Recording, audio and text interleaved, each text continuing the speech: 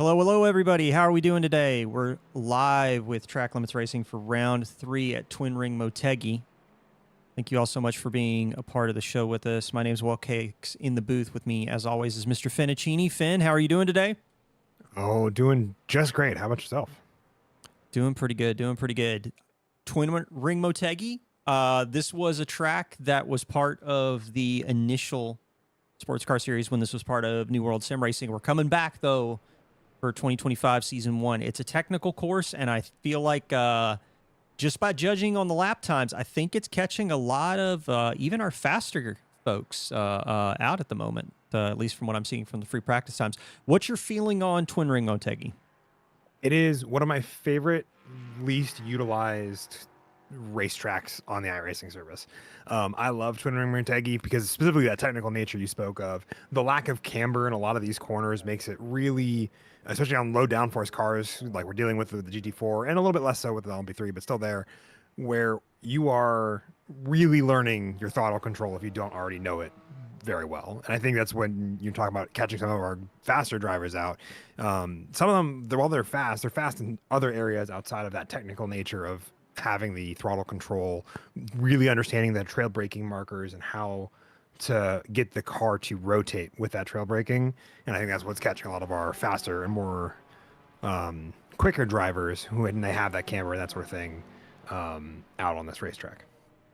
Indeed. I think with the nature of Twin Ring Motegi being a challenge for the drivers on track, I think also kind of the conditions could be a little bit interesting. It is a little bit cooler out. The humidity is high. Precipitation is also...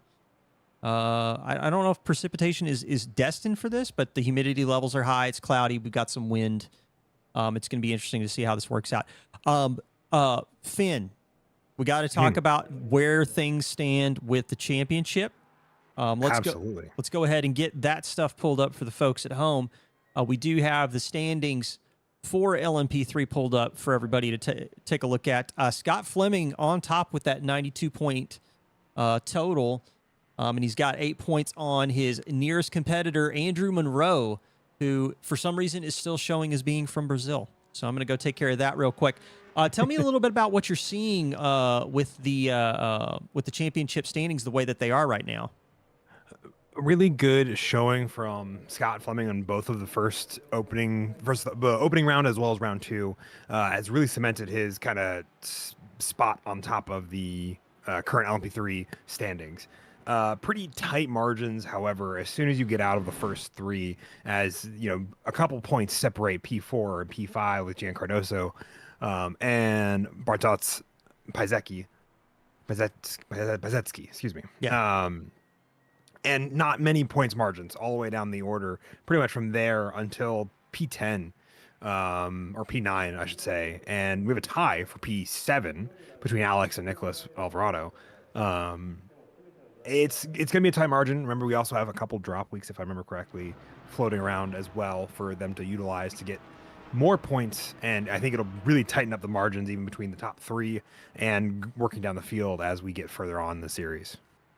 Yeah, I think with the heat feature format that we have, I think it's offering a very interesting opportunity for drivers to get those bonus points inside that first heat race. But we've really seen some good scoring from some of our stronger competitors.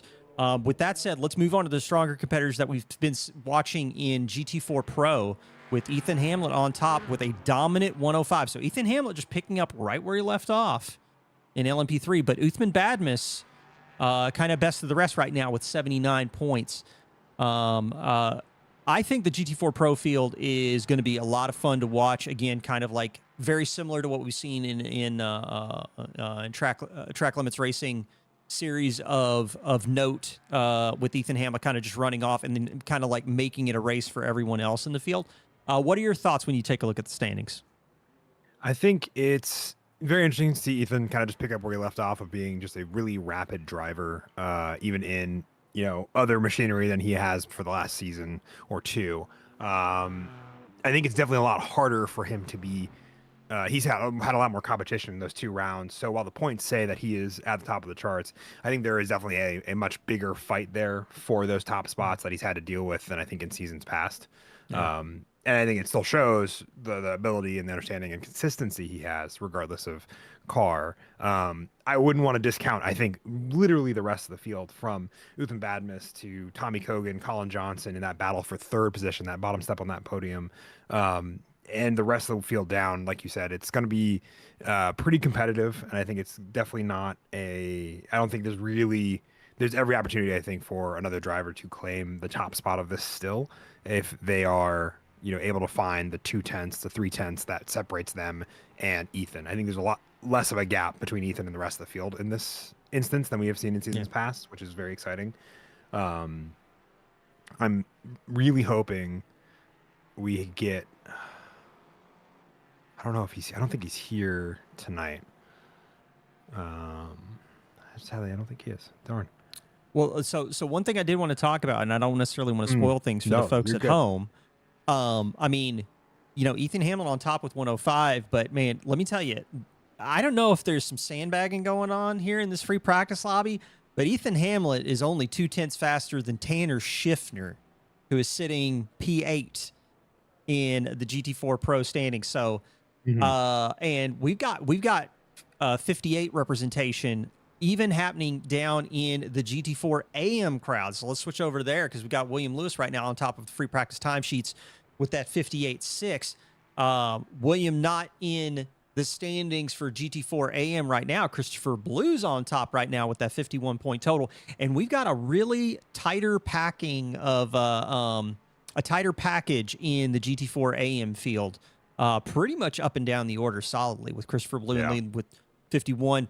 Sean Sullivan, 45 points. He's not that far off. And then Bruno Clemente with only a 1 point delta to get into that second place spot. And John Newman's not out of it by any stretch. What are you thinking when you take a look at what we're seeing here? I think it's going to be the very similar to what we saw last year. It's going to be one of my favorite ones to look at as the numbers and the people will change in the order. We'll have I'm going to say we'll have the most movement there, and I'm excited about that because it's always one of my favorite things about the AM championship portion of the GT4 class. Yeah.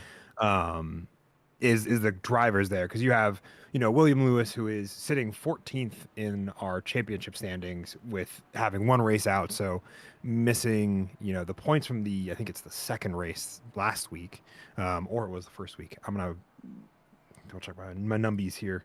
Yeah, it was first week. Sorry, it was first week. He was here last week for Road Atlanta. I said last week, 2 weekends ago, but I missed the first round and is in P14. Currently 5th in overall GT4. I think he'll be an interesting one to keep an eye on as we get through this race, and take a look at as it unfolds and where he ends up, if he stays 5th or goes up or goes down.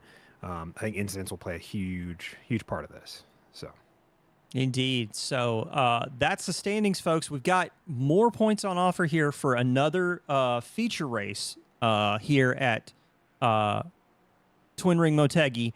The guys are going to be getting ready to go into the briefing here in a moment. We still do have 3 minutes of free practice time left. They'll do their driver's briefing, and then we'll get into the quali setting for this weekend. Again, we do have that feature race component happening here. So we've got the faster sprint race happening before we hit that. I believe it's 20. Don't we do like 20 and 70 minutes? Yes. For the heat and feature format, with the heat races paying up to 15 points for the top spot all the way down, and it just goes 15-14 all the way down. But then when you get into that feature race, that's where the big points are on offer. And when we were talking, actually, let's switch back over. I want to switch back over real quick to LMP3 while we're getting ready to switch over into free practice. Switch from free practice to quali.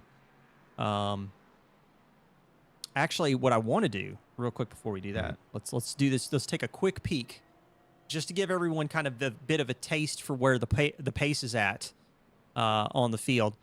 Ethan Hamlet right now on top in GT4 Pro with that 58.0. Tanner Schiffner was actually on like recorded with a 58 too, but I'm starting to wonder if that could have been maybe with an off track involved, hence why he's not showing up on the time I screen. think it's just based on whatever you're looking at. Ryan Buchanan, Mhm. who's currently in 10th, and I think it's just the way that the timing tower Oh, is yeah, going to yeah, yeah, show yeah. P1. It's That is missing true. P2, 3, and 4, and That is jumping straight true. to And P5. there we I think go. he's Yeah, just there we go. yeah, there we go. So Um, Tanner Schiffner still is in that spot. It yeah, was a accurate time, which is yeah. why it's on there. Michael Lively right now, he's knocking Mhm. on the door of a 46 here at Twin Ring Motegi. I think that is going to be some blistering pace if he can pull that off in qualifying. Scott Mhm. Fleming running a 47.3. Definitely going to keep Michael Lively honest. And Jaden Ledbetter. Can Jaden Ledbetter have a good weekend? Inquiring minds want to I know. Um, I'm hoping. yeah. I was hoping for him. I was hoping for Sam Chapman, but Yeah. I don't think I see him here tonight. That they would both have good races. So at least my hope is out there that Yeah. Jaden is able to take the checkered flag without incident Yeah. at least once this season. Yeah, indeed. That would be magical for Jaden. Taking a look at other times, Gian Cardoso, fourth place. Gian has actually been doing really phenomenal lap times in LMP3, and I'm kind of interested to see how he carries that over here into a technical track like Twin Ring Motegi.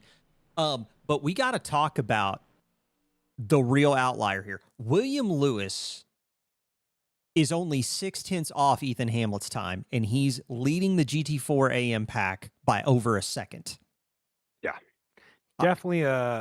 It is an idea. I think I get the feeling that he is very much in love with this track as I am, and someone who knows it very well in the machinery he's driving, and has very little work to do to find pace, and very much all the work to do to refine it to the point that he has. Yeah, this is going to be some pretty good stuff. Let's get switched back over to that race info to give people some details. Again, we're dealing with 19-degree Celsius temperatures, 94% humidity, cloudy skies, and 13-kilometer-per-hour wind. Again, we've got the multi-class format here for round number 3. We got the single LMP3 class, the GT4 Pro and AM is back this season, and then of course with the revised heat feature points format, that's going to be a very interesting package. The new timing format and the fact that we're not doing the deployed safety car, kind of a thing. But yeah, it's been a pretty good new package, I think, for this season. I really enjoy the format. I don't know how you feel about it, Finn, but I'm really enjoying it. But for the folks at home that are interested, you should definitely check us out on SimGrid and learn more about the format. What were you going to say, Finn? I had half an idea. I mean, that your speech there has given me the time to finish that. I definitely am warming up to it. At first, I was going to be a little apprehensive, but I think it does the same thing that I like the safety car for in a easier to really digest by just simply going, "Hey, race over, race start," instead of going, "Everybody grid up." All right, now some of these people go in the pit lane. Some of these other people go in the pit lane. It's something I found I'm enjoying the more I see it happen. That it just seems to be really easier on the driver side of things to navigate and have an understanding. I think I don't think there's really a downside to it that I've found so far. But it'll be fun to see how they navigate the 14 turns of Mobility Resort Motegi, Twin Wing Motegi, as it's technically known. I think it's Mobility Resort, but it's always be Twin Ring in my heart. So yeah, this is an amazing track for anyone who is a motorsport fan. Super GT. Go watch them on YouTube doing Twin Ring Motegi, especially with Super GT format. Those cars are bonkers, and this track is bonkers, and everything about this week is going to be bonkers. So I'm really looking forward to it. I do see some cars potentially dropping off jacks, so I'm going to switch over to the TV cam, and let's see if we can follow along with Logan Branson, who is showing up in his car. Not sure if people are getting ready to move or not, but we might have qualifying starting here in a moment. Now, they do have effectively a 20-minute qualifying period for the two categories, if I remember correctly. You're going to get 10 minutes for GT4 and then 10 minutes for LMP3. But for the GT4 folks, it's going to be open qualifying for them both Pro and AM are going to be on track at the same time. That gives them enough time to try and line themselves up with track position. Because of the nature of twin ring Motegi, I think there's enough space for that, even with the very stacked grid that we have right now. If I look down the order, I believe we have, what is that? How many cars do we have? Holy cow! Yeah, sorry, I keep scrolling and it won't stop. Anyway, so. But I think even with the large grid that we have this weekend, I think twin ring Motegi is going to be fine. Just try and get yourself lined up, get yourself on some good space, and try and put in a good banker lap. I think a good banker lap on a track of this nature is going to be very, very important. So yeah, I think it's going to be interesting to see. We've also got some other camera angles that we can play around with this weekend because I loaded the camera pack that Jaden always wants me to run. So I think we're gonna be good for a good show. Finn, absolutely. Round 3, we got 2 rounds under our belt so far with this heat feature format. Mm-hmm. I think the single LMP3 class is a no-brainer. I think it is tightened things up. I think Ethan jumping down to GT4 has done a lot for the show. I mean, Ethan's quick in whatever car you give him, but now everybody's kind of like really, I think, paying extra special attention now to the LMP3 class. Now that there isn't like Ethan Hamlet kind of just like walking off in the distance, not throwing shade Ethan's way. He's fast. It's wonderful. Not. But it's very good too because it puts him in a spot where he has to like navigate the fact that there's a faster class car. It's going to be possibly overtaking him on track. It's going to be interesting to watch. But what are your thoughts so far on the single LMP3 format? I'm enjoying it the more like I said with the heat feature format. It's something I'm enjoying more the more I see it over the course of the past couple weekends. That I have found, and like you said with Ethan Hamlet, it is really tightened up the rest of the field for LMP3 and where they're finishing and everything being important there. Mm-hmm. So, and I think it'll be very cool to see how it develops at the course of the season. I'm seeing cars pull out of their pit boxes, so I think we're underway for qualifying. We're getting ready to go. Let's get this set up for qualifying mode.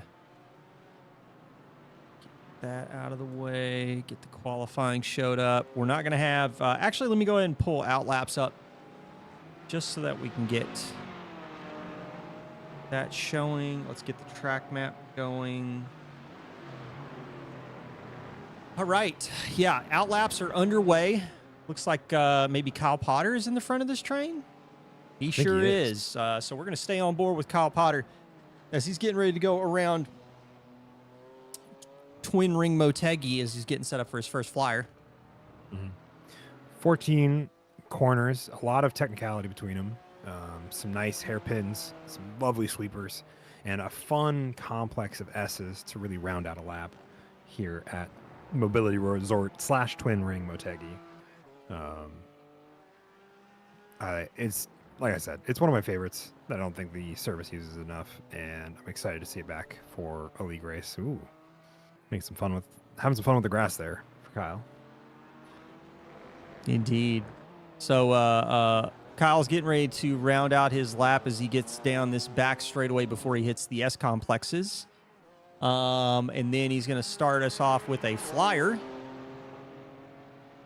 But yeah, the hairpin here at the end, followed by the backstretch and then the S complex, really makes the lap. I think it's an awkward end of the lap, but I kind of like that. Again, Twin Ring Motegi is a technical track that will punish you if you go over the limits too much. Let's hop on board the gyro cam and watch as he's getting ready to do a lap around Twin Ring Motegi. Hopefully the audio's coming through for everybody. Seems to be, but I'll need to be able to take a quick check.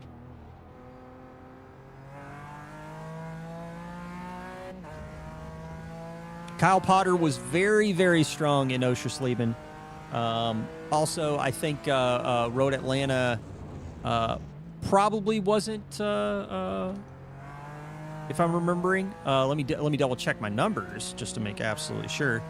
But yeah, so for the Road Atlanta feature, Let's take a peek. Yeah, it looks like Kyle might have had. Oh, Kyle was Kyle out that weekend? Kyle might have been out that weekend. That might be the reason why I'm looking at his points total being a little bit lower. Yep. We did not see Kyle Potter in round 2. Mm-hmm. But let me tell you, he's moving right now, setting green sectors as he's going through his first time lap. Of course, he's the first one on track. He's not setting anything purple right now. But Ethan Hamlin actually has the purple lap in the first sector. But only the first sector. Yeah, only the first sector right now. So he's got the fastest time in front, but he is losing time relative to sectors 2, 3, and 4. And down this back straightaway goes Kyle Potter as he's getting ready to go into the S complex here.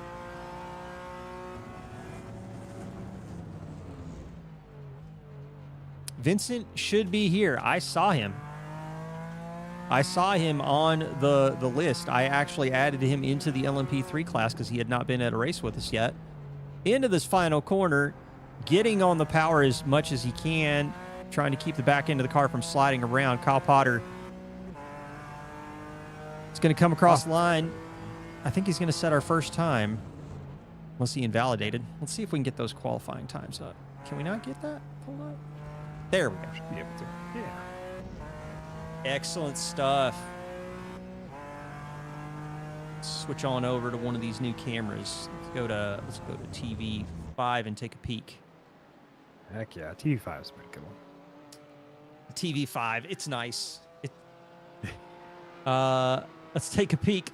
Somebody who's got some green Delta right now is this man right here. And that is not, your eyes are not playing tricks on you. That is Ryan Buchanan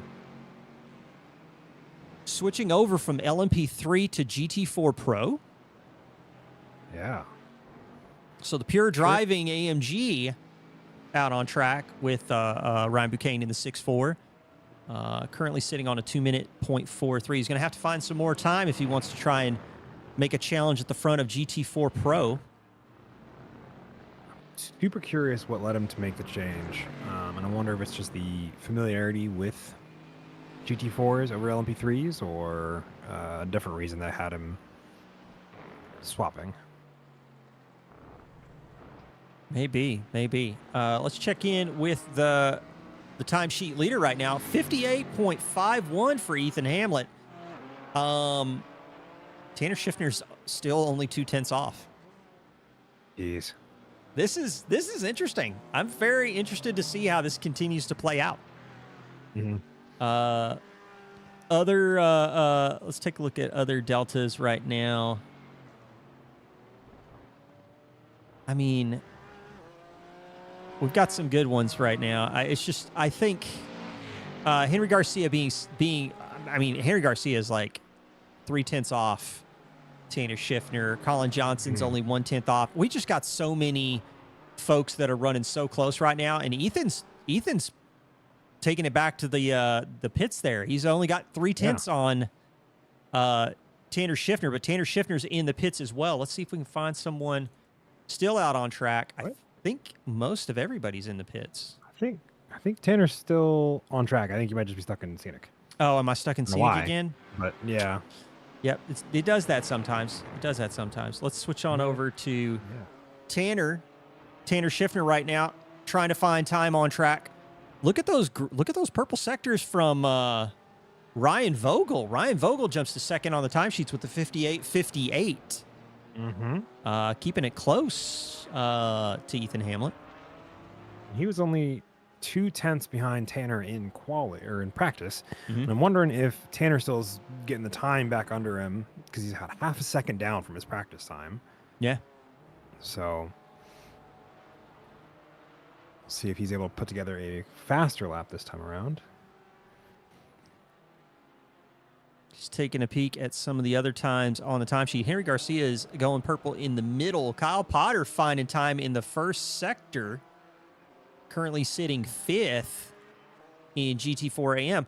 Corey Lobner, man. Corey Lobner is sitting 6th on the overall with a 59.1. He is only 0.06 of a second off of Colin Johnson. So GT4 AM kind of showing up, kind of showing out. I dig it. Absolutely. Well, and it's one of those, like you said, it's one of those tracks that catches out people that don't have that the technicality really under their feet. And if they do have it under their feet, I think that gives them a lot of time. Tanner abandoning the lap to pop into pit lane. It's definitely going to be an interesting thing to see how this develops over the course of 20 minutes and then 70 minutes. Because it definitely feels like the racing in GT4 is very tight tonight.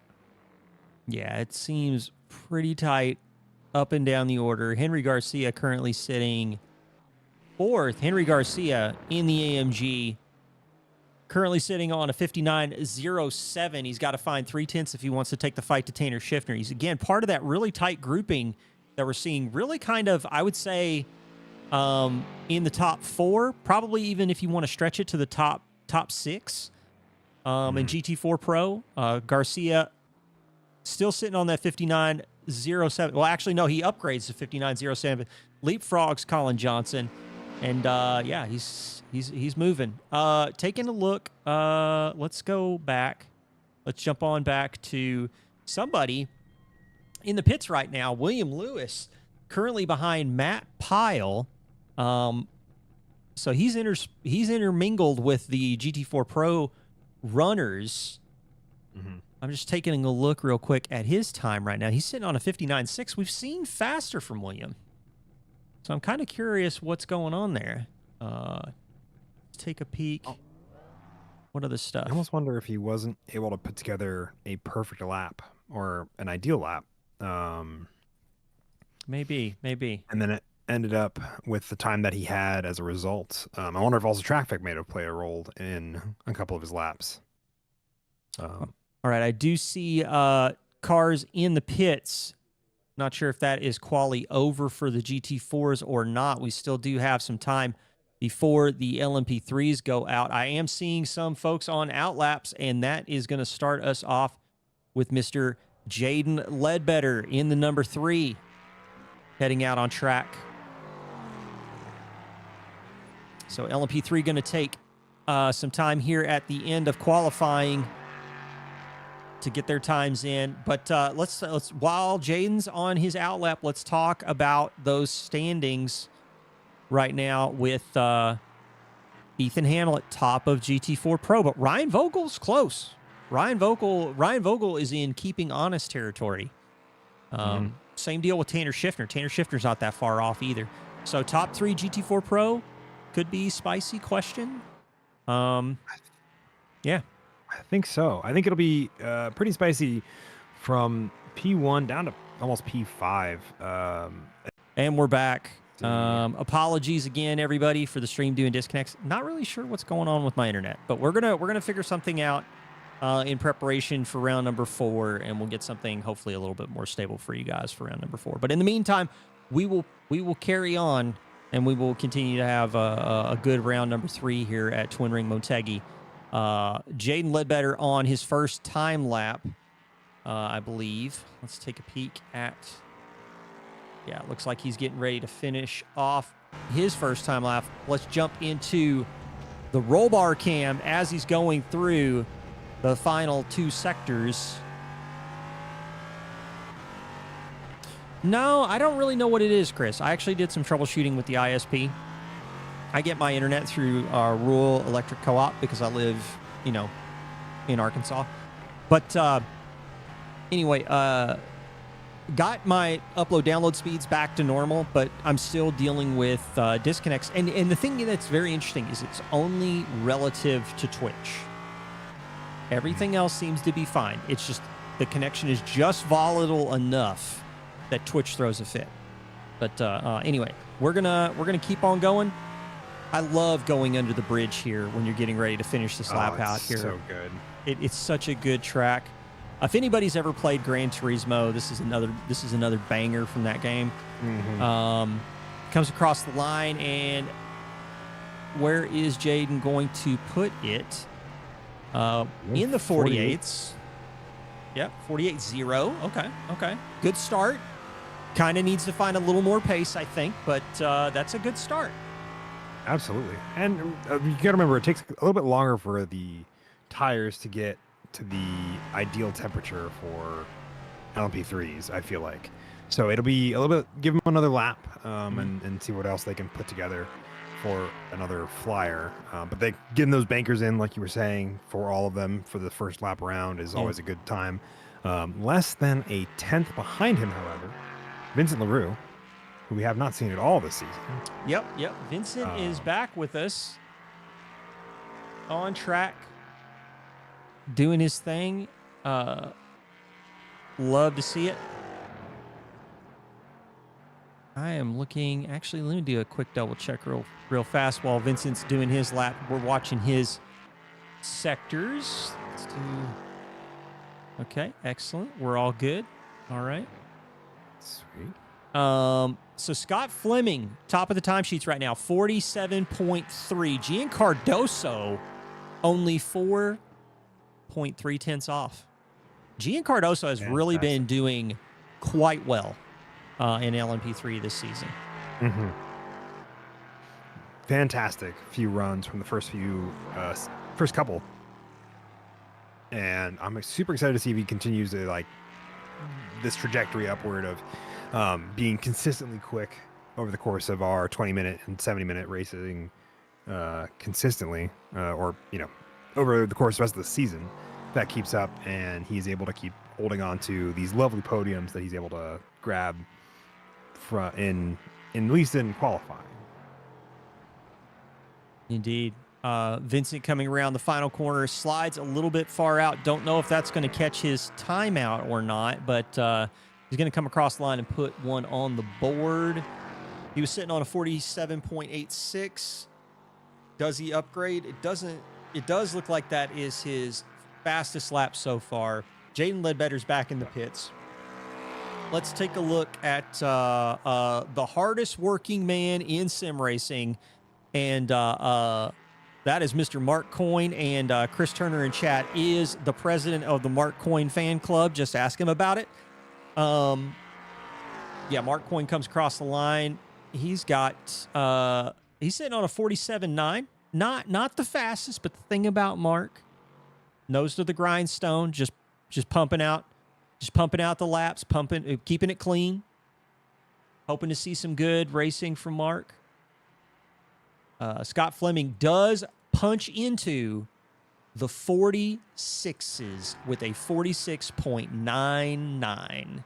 So Michael Lively is going to have to figure out some pace if he's going to take this fight to Scott Fleming. Absolutely. I'm also curious how much more pace Michael Lively is able to extract in race pace versus what he's done in qualifying as well as practice. I think that'll be an interesting thing to see, and I think it's true for all of our grid. Is the big spin from Michael Lively. That is definitely not going to get the job done. We're going to go check in on Gian Cardoso as he's getting ready to go into the final sector here. Gabe Chavez right now sitting on a 47.96. Gabe has had solid pace in LMP3, but right now sitting 7th in LMP3 is kind of not where he wants to be. I think he's going to want to try and see if he can find some more pace. Maybe take the fight to Vincent. Maybe take the fight to Jaden. I forgot to bring up another newcomer here. Another newcomer to talk about, and that is Mr. Anthony Newman, who's in front of Gian Cardoso as he's going under the bridge. Anthony Newman up to LMP3 in the number 2. Not sure why he made the switch, but he's out here. He's putting in laps, currently sitting on a 48.8, 10th overall. Let's see what he does when he comes across the line. 48. I think that was his fastest lap. Yeah, so he's still finding the pace. With the 48.8, he finds another 8 tenths. He's going to be taking the fight to Alex Velasco. But I do believe that might be it for qualifying. I think that is the last couple of our drivers coming across the line. I'm thrilled. I always love when people jump from what I would consider a much easier class into a harder class. The LMP3 is definitely much more of a handful from my experience Oh yeah. than the GT4s. They have a lot, I feel like the GT4s have a lot more room for you to abuse it and recover. And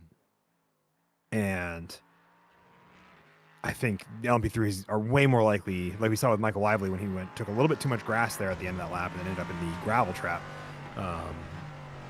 Definitely something that it's going to be interesting to see him grow with that car as we go through the rest of the season. I'm excited about the switch. Coming from GT4 AM to an LMP3, it's a, I won't say ballsy, but like definitely a risk you're taking knowing that you have more work to do as a result. You're on board with Gabe Chavez, correct? Yeah, Gabe Chavez is still out on track. I think he's finishing it up, and then we're gonna get ready to grid up for round number 3. We'll get those results pulled up as soon as they are processed in SDK and thrown up on screen.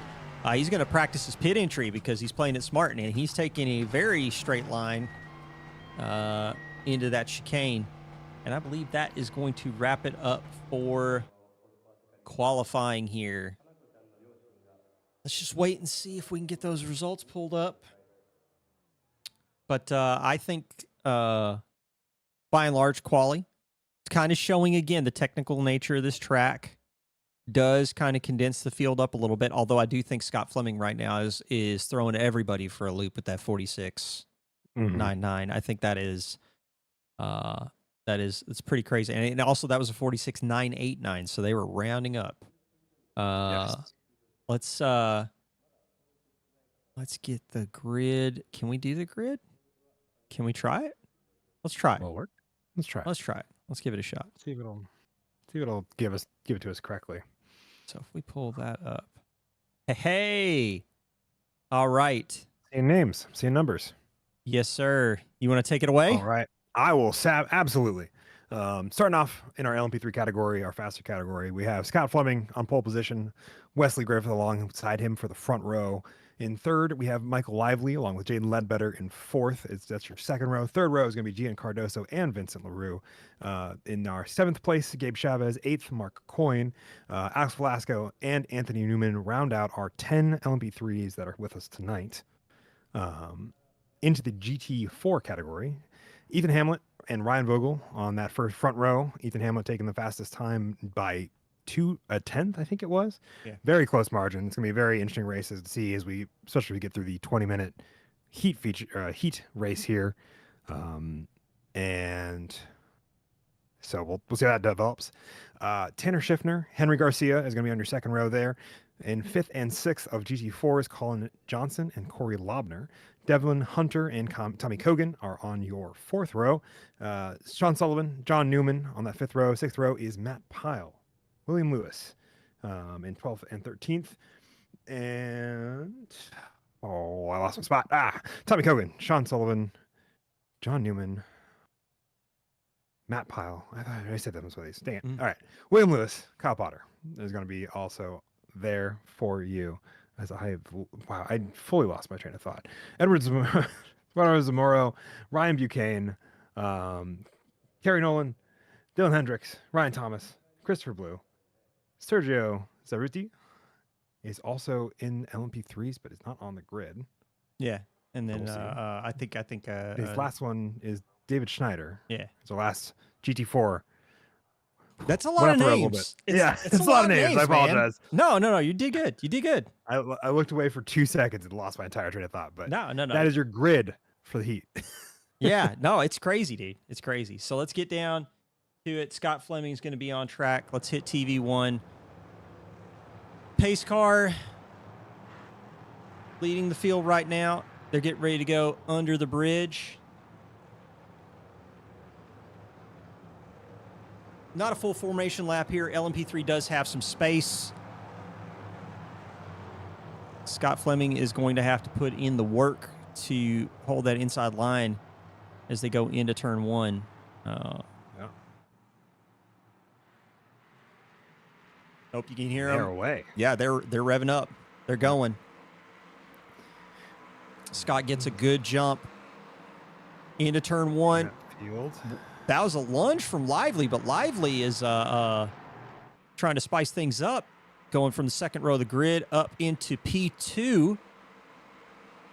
That looks pretty amazing. Let's jump on down to GT4 now as they're racing. And Ethan Hamlet does get a clean getaway into turn 1. And ladies and gentlemen, we're underway here at Twin Ring Motegi. We absolutely are. I love seeing turn 1 survival. Yeah. Is always great. Yep. So seeing that out of both fields, fantastic start. Definitely loving the pack I see behind Ethan Hamlet, Ryan Vogel, and Tanner Schiffner in those top 3.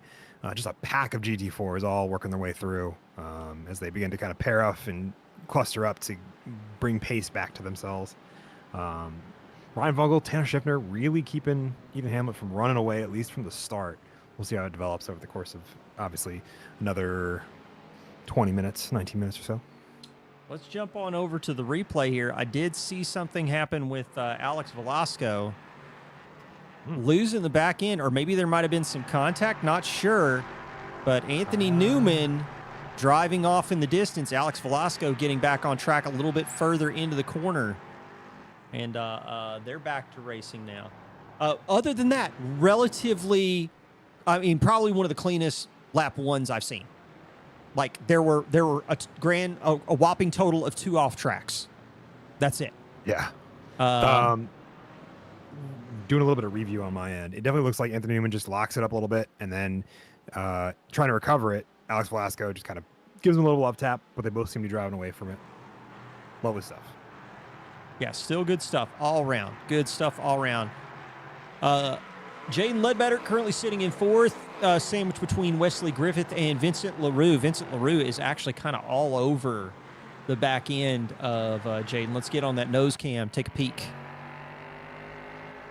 Absolutely, see how that's going. Vincent, I think, threw a quick early lunge on Gian Cardoso at the start and worked his way up from there, and goes for another one.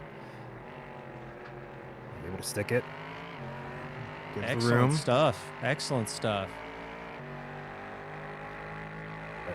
Jaden's coming for that over-under. Oh, there might have been a bit of a tap, but they're both still facing the same direction. Yep. A little bit of love tap there.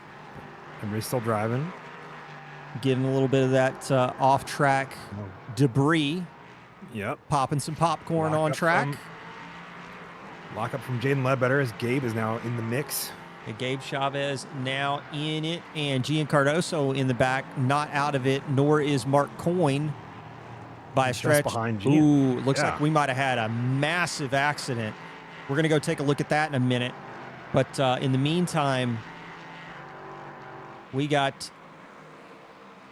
some pretty wild LMP3 action right now. I'm seeing Dave Schneider jump into the pits. I'm seeing William Lewis jumping to the pits. That's interesting. Looks like we got some lap 2 stuff to go review. Let's get started. This is John Newman just going a little off and then loses the back end. Oh man. And I don't know if it was a moment where we just didn't hold the brakes or what, but he might have still been sliding, but man, that is a massive hit across the board. Let's go into the cockpit cam and take a peek at William Lewis. There it is, and then there's the contact, and we got a car in the air over to the left. Who is that? Who is that? Is that Christopher Blue or Dave Schneider? One of the two. There's a hood up in the air. Oh man, there is just all sorts of carnage right here. Yeah, he jumps it to the pits. Let's see what happened to Dave Schneider. Oh no, it just keeps going back. It just keeps going back. So let's jump back to here. Oh wow. Oh my goodness. Just in time to see carnage, and the hood is in the air for Dave Schneider. That is unfortunate. That is not what you want to see. But we're going to switch it back to live. The LMP3 battle still going on. We got 6 cars in the pits after that. Well, 5, because one of the LMP3s didn't start. Yes. But yeah, 5 cars in the pits after that accident. Yeah, Mark Coyne sticking with the party. He's got a seat at the kids' table. Yep. And looks like Vincent's trying to run away from Jaden. But it looks like that whole pack there is doing their best to keep up with him. Yep. So we'll see if he's able to find time to Wesley up ahead of him.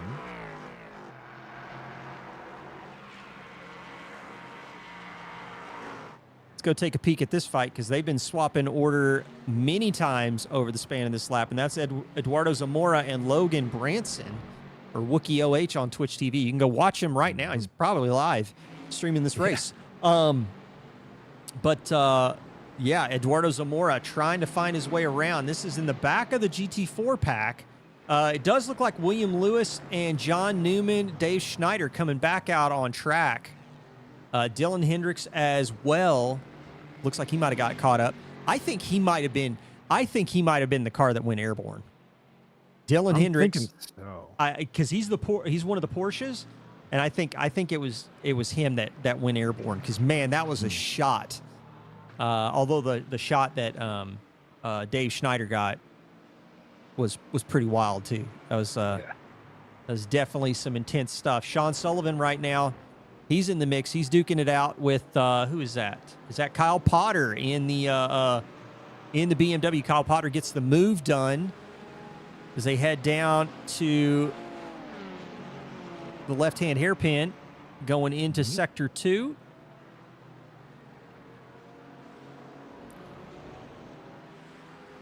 So the heat race is putting on a show for us. Oh, absolutely. Yeah. We've still got 13 minutes. Oh man. Yeah.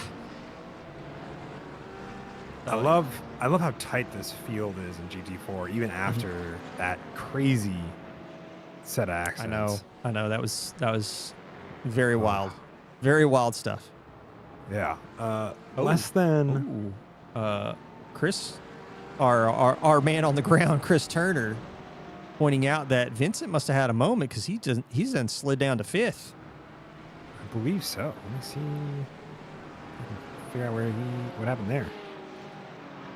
Oh, I see. I think I see it. I think so if we go here.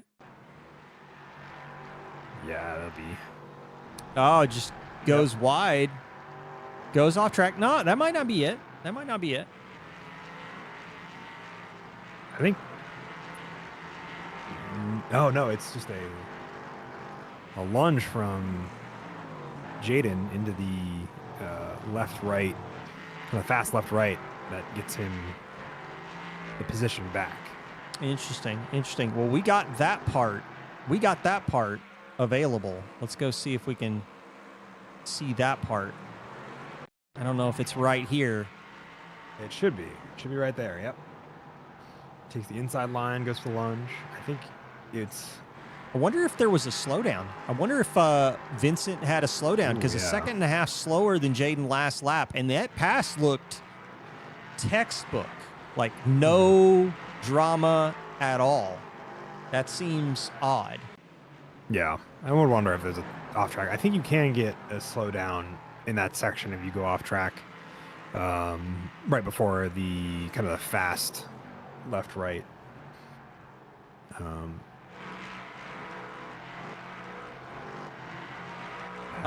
As John Newman requested, I believe it was John, we do have on the track map, folks, cars are sorted by class color now and car number. So you can follow along with your favorite driver. Just follow along with the class colors: black for LMP3, red for GT4 Pro, and green for GT4 AM. Find the car number, and away you go. If there's anybody that wants to see someone doing an onboard or following along on track, just be sure and post it in chat, and we'll go take a look. But in the meantime, Mark Coyne is really putting the screws to Gabe Chavez and has been holding less than 2/10 almost pretty consistently this lap.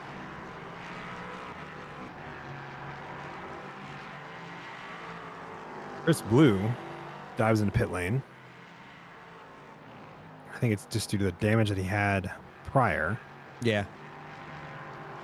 And I don't think I saw him toe to pit lane like the rest of the cars involved in that incident. Maybe It he was looks like just he trying definitely to trying to eke it out, see if he could survive it. I think so. Battery had another incident that gave him other kinds of damage. I didn't see anything, so.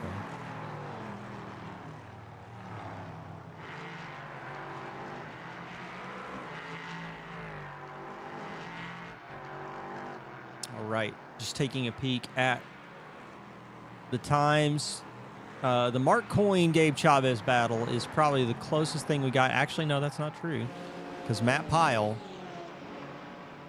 the Pyle driving number 12, currently sitting behind Kyle Potter, and yeah, it's Devlin Hunter, Kyle Potter, Matt Pyle, and everybody's just generating off tracks. The board just lit up like a Christmas tree as everybody was going through that hairpin, the left-hand hairpin, before we go into Sector 3. It does look like Matt's sticking close to Kyle Potter.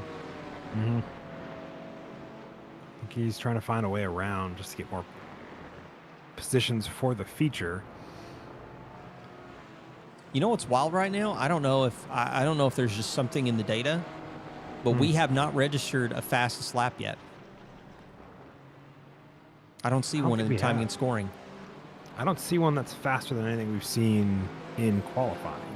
Oh, for sure, for that. Yeah. But what's weird is I don't even see what the fastest lap is right now.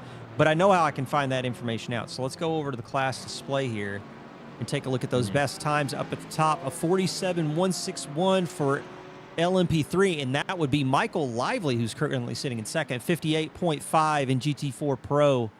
I believe that is going to go to.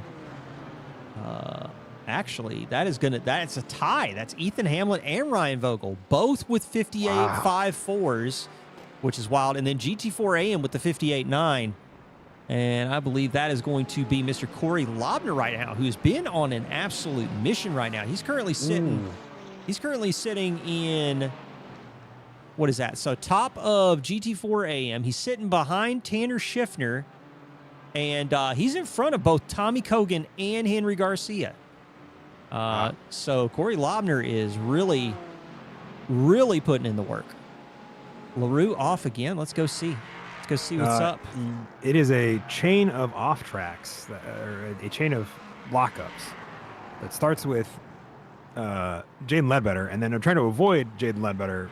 Vincent also locks it up and almost loses the car a little bit, slides, and is able to recover it, losing position to both Gian and Mark Coyne. Yeah. It looks like of the cars, like Mark Coyne's made out like a bandit. He's in front of Vincent LaRue. Gabe Chavez is coming back on Vincent. They're side by side as they get ready to go into the right-hander, and now Alex Velasco showing up to the party. Yeah. So LMP3 is definitely mixing it up, for sure. It absolutely doesn't seem to be slowing down at all from earlier on, as they're all trying to make spots and time back up. Curious.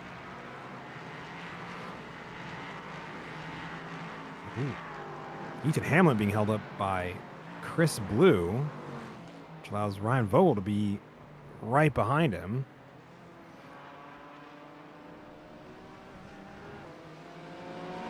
Oh, let's jump over to this. This looks like this is going to be something. Ryan showing Ethan the nose. They're getting ready to go into turn one. Oh, he's on the inside. This is going to do it. Oh, boy. Can we get security to stop throwing their popcorn all over the track? I don't know, man. The debris model, the track debris model, I don't understand it. It's kind of strange. For me, it's kind of strange. Definitely. And late lunge from Ethan Hamlet to get around Chris Blue, and Ryan follows along. Ryan Thomas is now in the pit lane. Let's see if I can figure out what's going on there.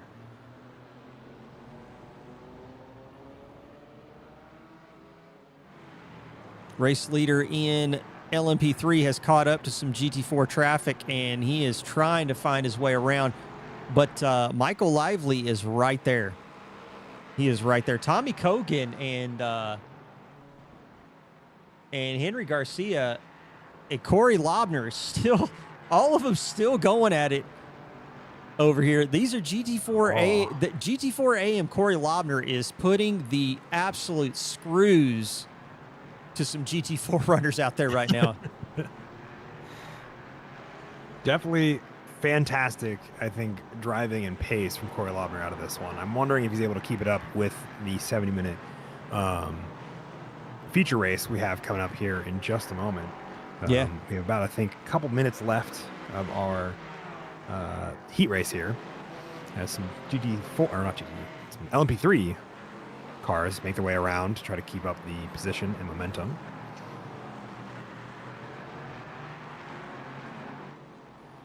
So out front, Scott Fleming now has 1.2 seconds. I think the traffic has been a factor here at Twin Ring Motegi. I think it's good. So I think this is going to be very impactful for the heat race. I'm really interested to see how it plays out though over the long haul in the feature though.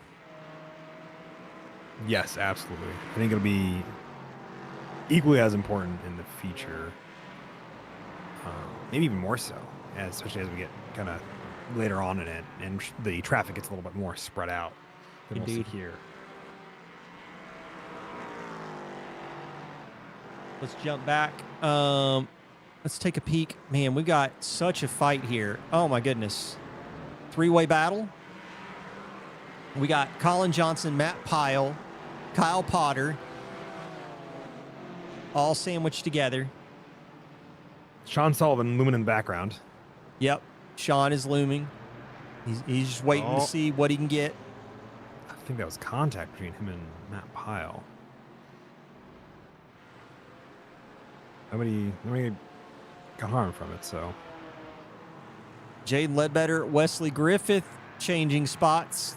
I think the traffic might have caught Wesley out. Jaden's going to capitalize.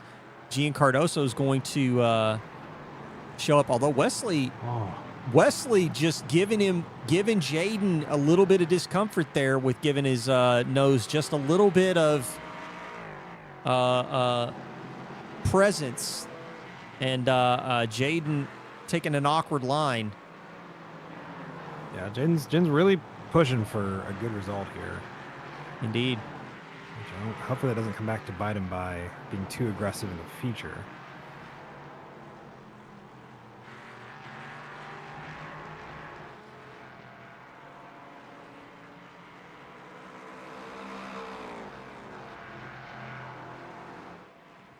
So let's take a peek now. Who else is going? So this is the closest thing we got going right now. This whole Colin Johnson down to Matt Pyle show is like really got a lot going on right now. And I think this will maybe this will be the last lap. I'm not sure. The 37's getting ready to go into Sector 3 right now. And we've got less than a minute and a half.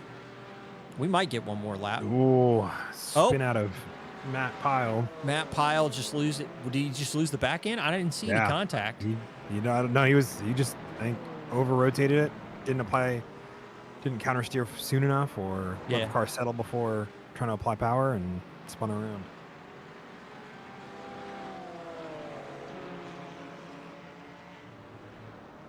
Henry Garcia hanging out here. He's still in front of Corey Lobner. Corey Lobner getting past the 808 of Devlin Hunter, and now trying to catch up to Henry Garcia again.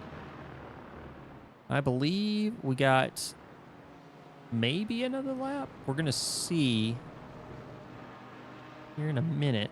The field is opening up a little bit, so let's switch over to Scott Fleming, see what, because he's got a second, almost 2 seconds on Michael Lively as he's getting ready to go under the bridge. And I do believe we will have another lap here at Twin Ring Motegi. I'm seeing the white flag for Scott Fleming. Yeah, so Scott Fleming is now white flagged. Gabe Chavez is back here, just checking in with Chris. Chris is wondering where Gabe is relative to Alex Velasco. He's dropped back a little bit. almost a second. Taking a peek through the rest of the GT4 field, Henry Garcia, Corey Lobner, this battle's still going on. Tommy Kogan is still within reach. Gian Cardoso's 0.3 off of Wesley Griffith. We've got fights all over the place right now.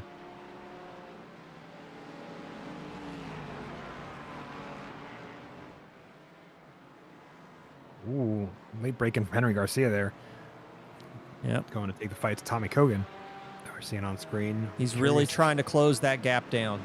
Yeah. Really trying to close he's it down. trying to pass Tommy before the end of the race to make it easier to keep him behind in the feature. Ooh, buddy. Did something happen to Michael Lively? He's falling like a stone.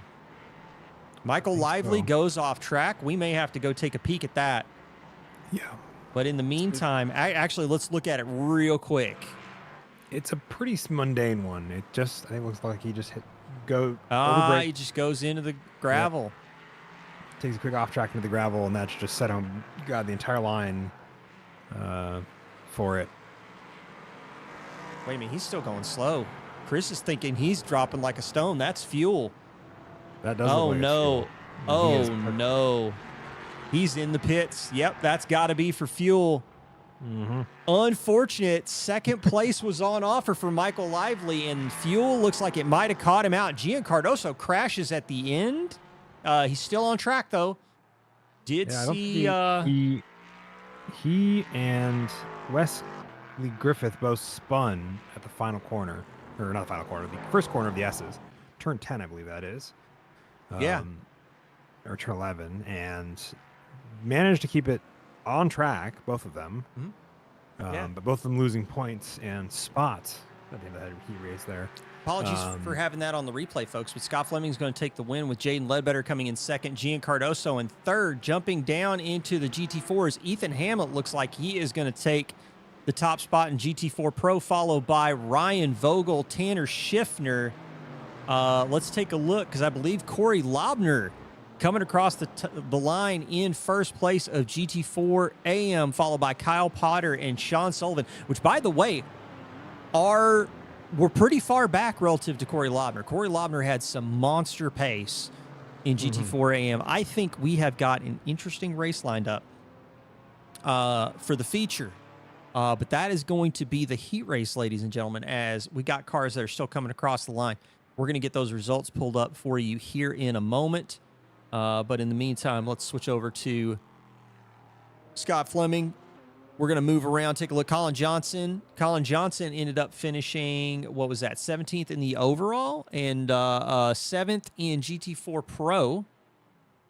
Tommy Kogan giving him the tap. I think those two might have maybe an on-track feud brewing. Who knows? Who knows? Let's go take a look at that result from the heat race, shall we? Switch over to that LMP3 field. Warm-up is going to run for 5 minutes before we go into the formation lap. Scott Fleming, your winner, followed by Jaden Ledbetter, second. Gian Cardoso in third.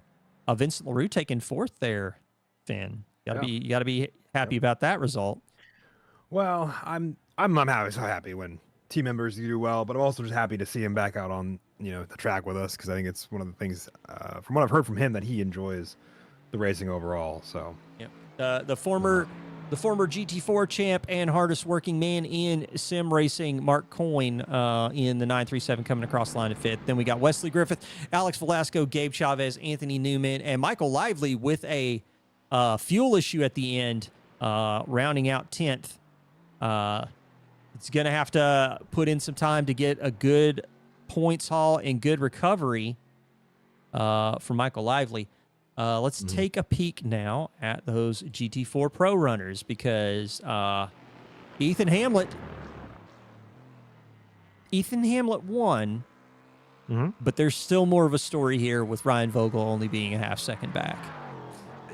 Definitely a very tight, much tighter grid to keep Ethan very honest. In this one, I think if Ethan had gotten a little less lucky with some of the traffic pieces, I definitely think there was very much the chance for Ryan to push ahead and keep him behind. Yeah, I think it's going to be very interesting to see Actually, does this work? Hang on a minute. There's no way this works. If this works, I'm going to die. No, it doesn't work. Okay, cool. I just wanted to make sure that I wasn't going to be shocked. Anyway, so GT4 Pro, Ethan Hamlet, Ryan Vogel, that half second. Yeah, that's going to be close. Tanner Schiffner did not have the same kind of pace we saw from him in quali, but still finishing. What is that? 7 seconds on Tommy Kogan. That's a gap. So the top three, kind of basically nowhere. Basically in another world to the rest of the field. And then you start to take a look from Tommy Kogan down, and we had a massive battle between P4 all the way down to like, I want to say like P10. Like everybody was sandwiched there for a while, and then they kind of like split up a little bit towards the end. But yeah, that was a pretty wild fight in GT4 Pro.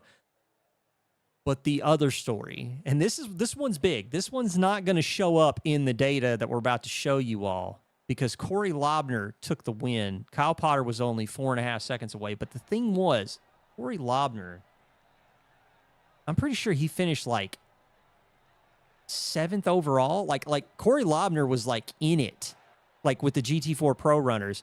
So I'm just interested to see how this works in the feature race, because if Corey Lobner can mix it up with the pro field, he can bring home some big points and really affect his championship season. What are you thinking about the results from the heat race, Finn?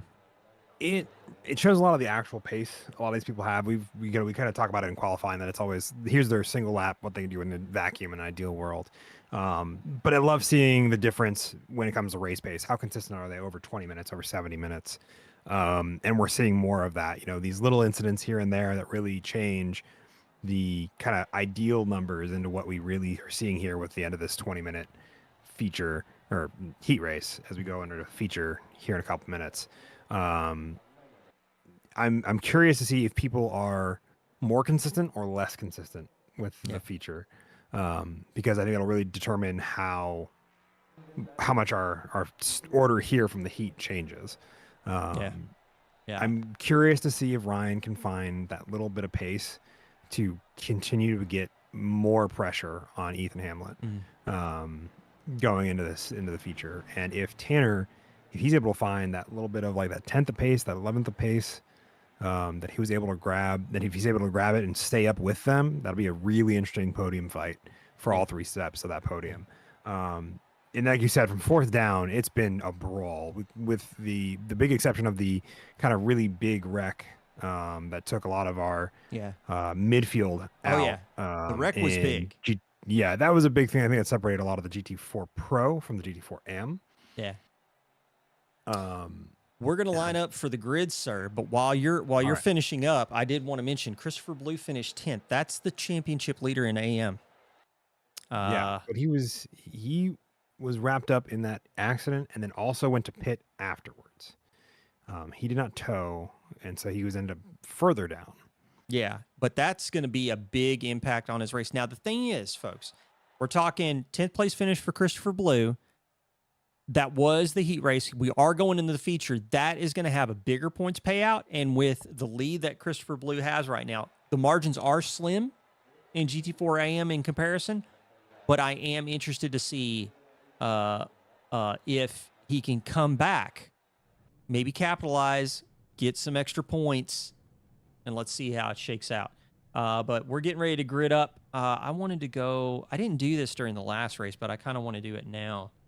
Or was it? It was the driver cam stuff. What was it that I was seeing on the driver cam? Driver details? Where I wanted to see. It was this. Yeah.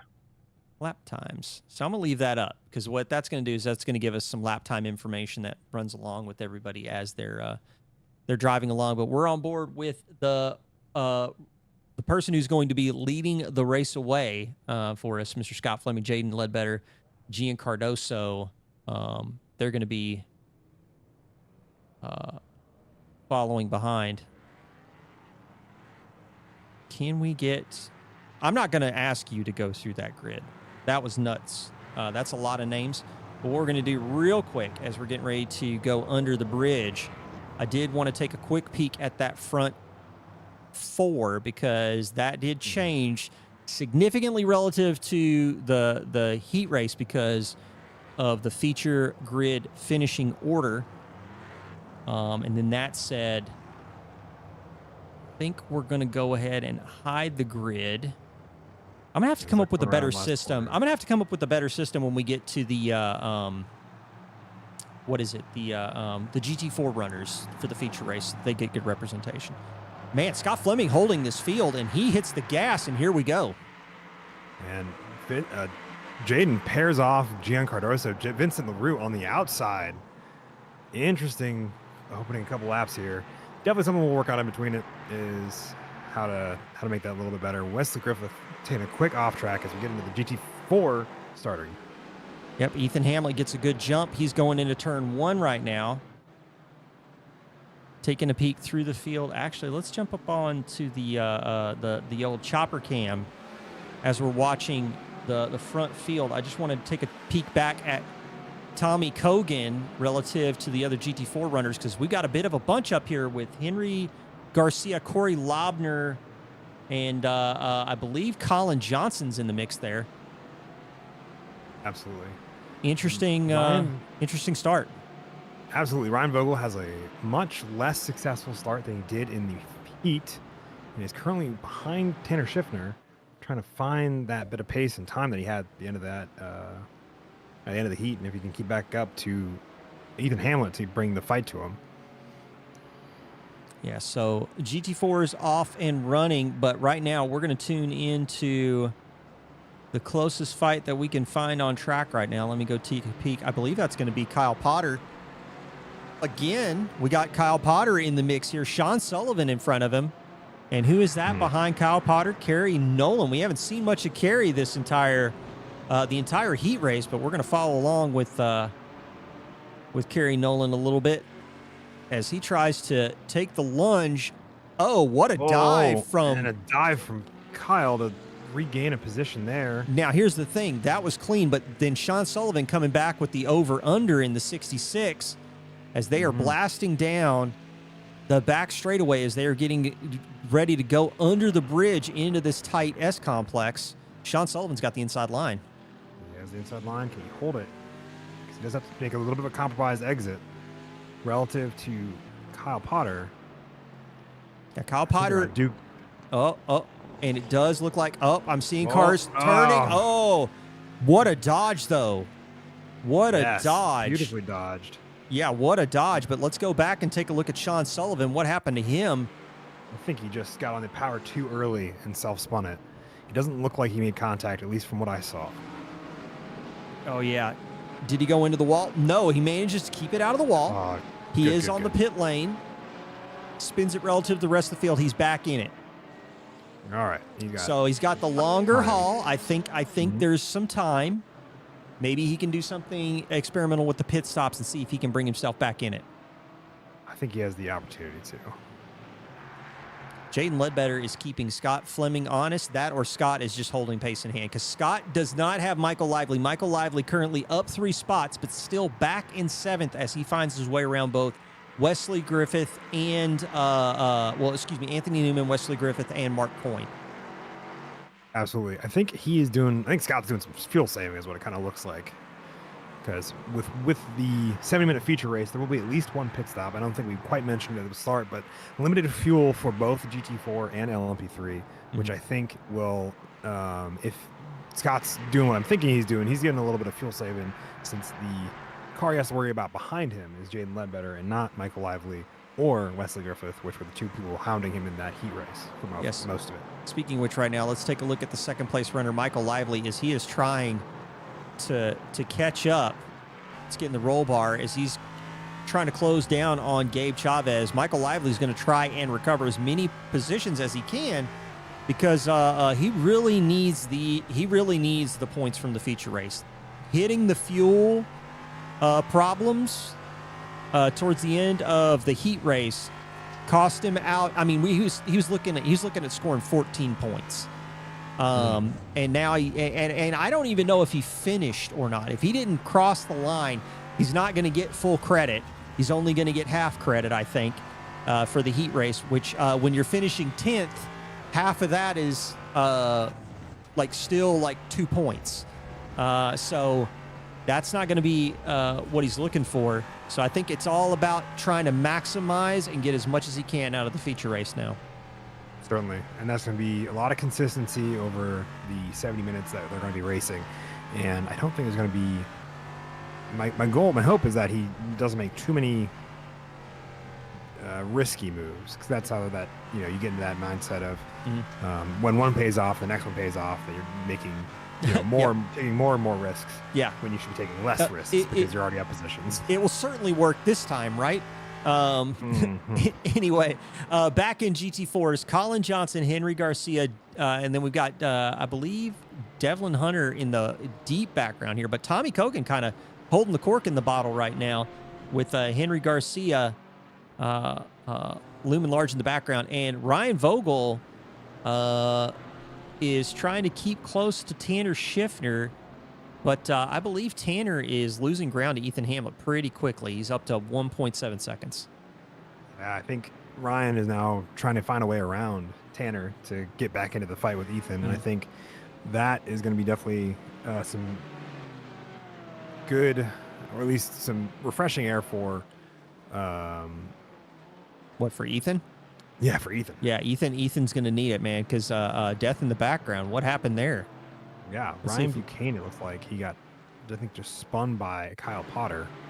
I don't know if he... we do see the aftermath. Let's see if we can see what happened prior. Oh, we're still seeing just a little bit of that aftermath. I want to see more of the... Here, let's jump back to Kyle Potter, leapfrogs Ryan Buchanan, and we'll go find Ryan in the data and switch over to him. There we go. That's unfortunate, man. Ryan was off to a pretty decent start, and this is not the GT4 Pro. This is not the GT4 Pro welcome that he was looking for.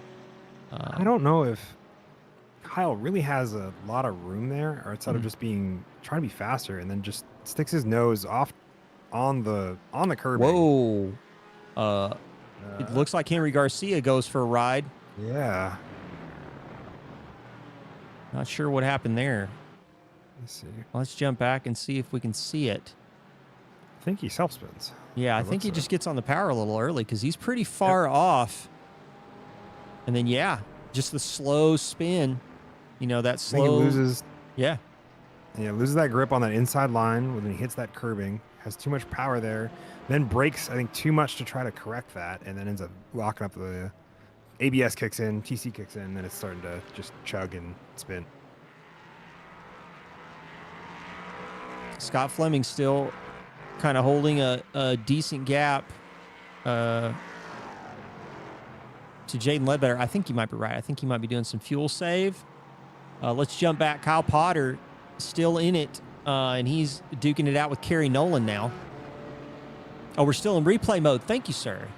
We'll jump back live, though, because if we go back to Kyle Potter, it does look like Kerry Nolan found his way around. Yep. How did that happen? Let me see. Late braking for Kerry Nolan brought him in front of Kyle Potter, and now he is keeping the BMW behind. An off track won't help him by the looks of it. Speaking of off tracks right now, it does look like we've got a few that are spinning a lot of those tokens. But Alex Velasco's up to 6 off tracks. Oh, man. Michael Lively has crashed and jumped to the pits. Oh, We've got to see what happened here. Yeah. Unfortunate. He goes in. Oh, the back end just. Oh, like and then. and locks it up. And then that's unfortunate. Clatters into. I think that's just frustration. He just punched out on that one. That is unfortunate. That's like we were talking about, that risk. Not taking as many risks. Yeah. Indeed. Which really allows Scott Fleming to breathe a sigh of relief.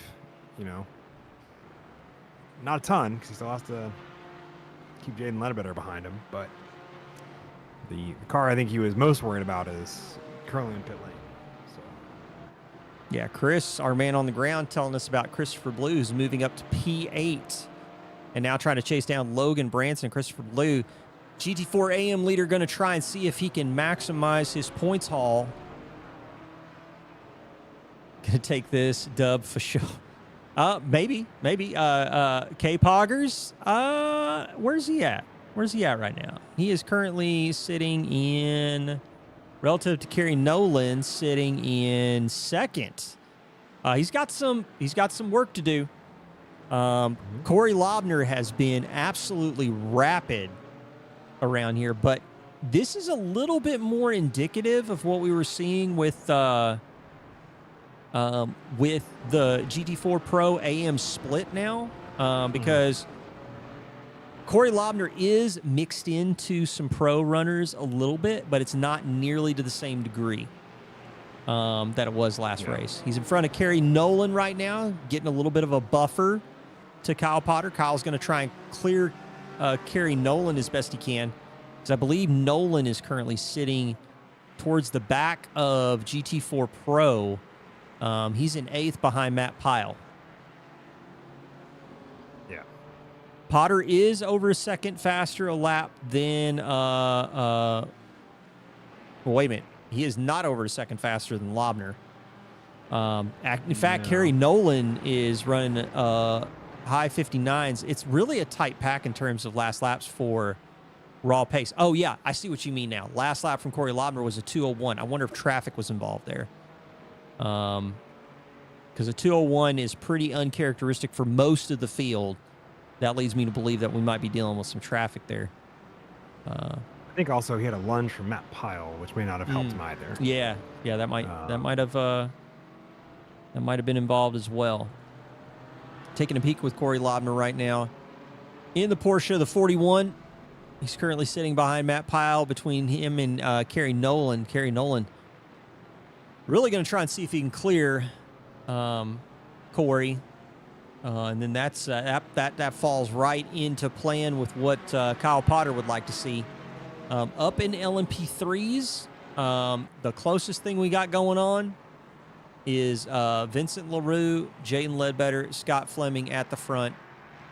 I think you're right. I think you're dead on. I think there's some fuel saving going on. Got to be. I'm curious if all of them are doing it, or if it's just Scott and Jaden, or if it's Scott and Jaden, or if it's just Scott and Vincent. Which of these three are fuel saving, and which one of these three are shooting for raw pace. So that off track from Jaden is not going to help him at all if he doesn't. Definitely very dangerous on these LP3s to go off track.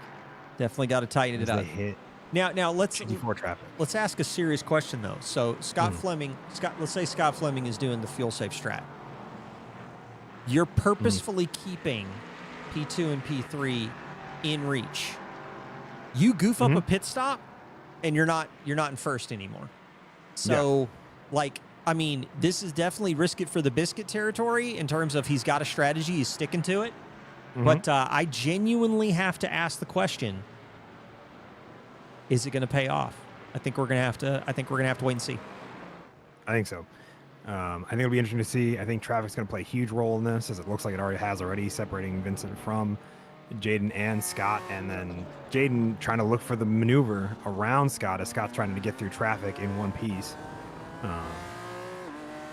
Switched over to the battle for P2 in GT4 Pro. As you can see, Ryan Vogel is right there, and Tanner is desperately trying to keep him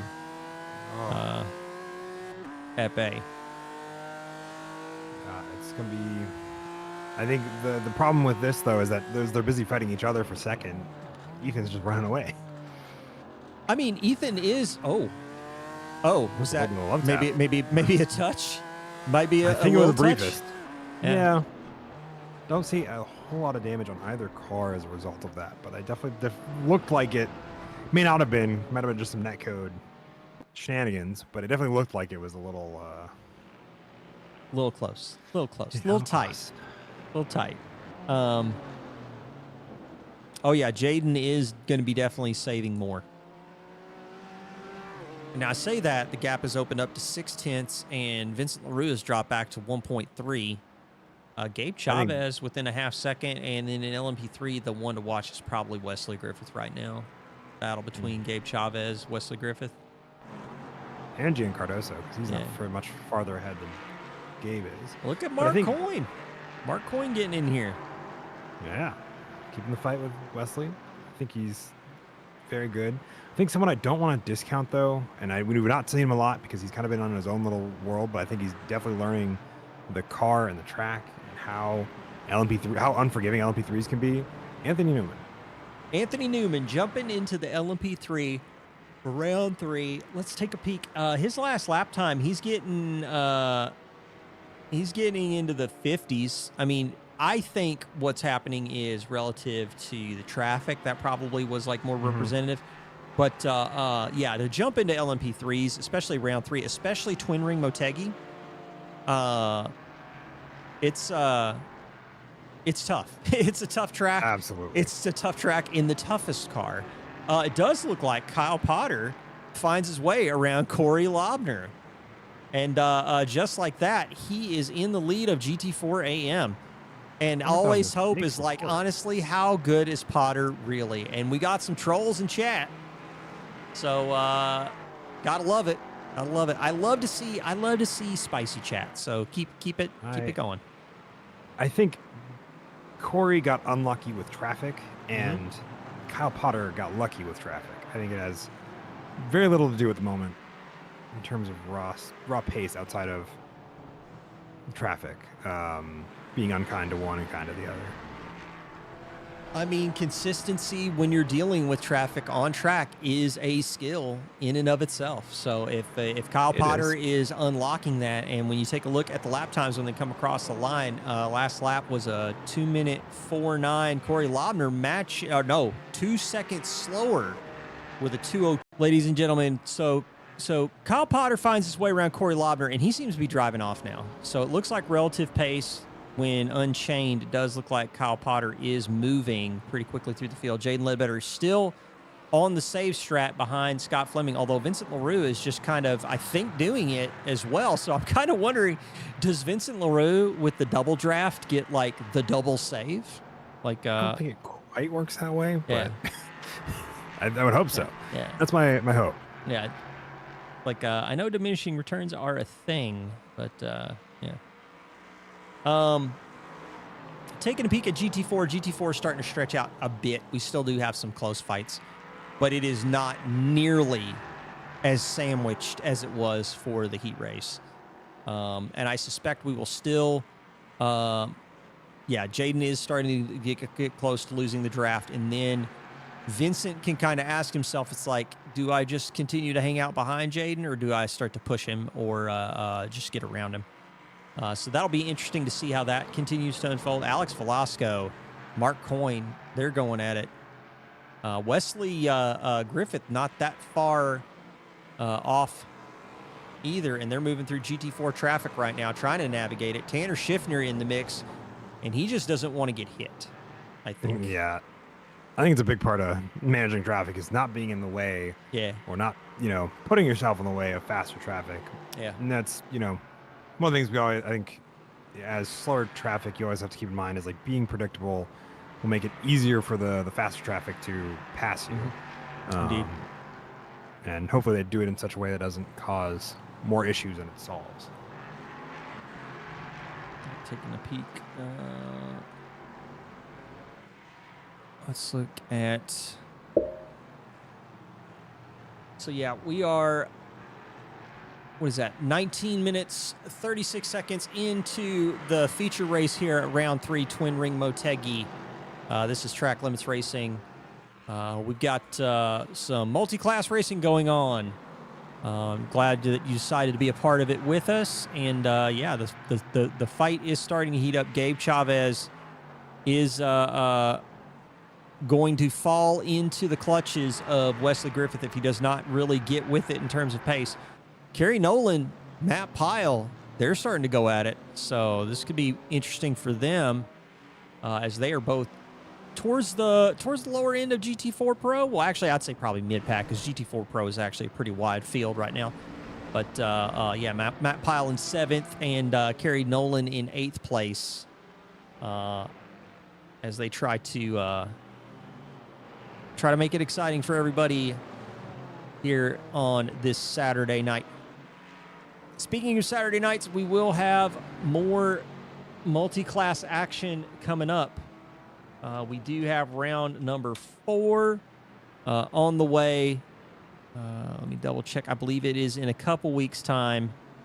March 15th, we will be going to the Charlotte Roval for another heat feature combination.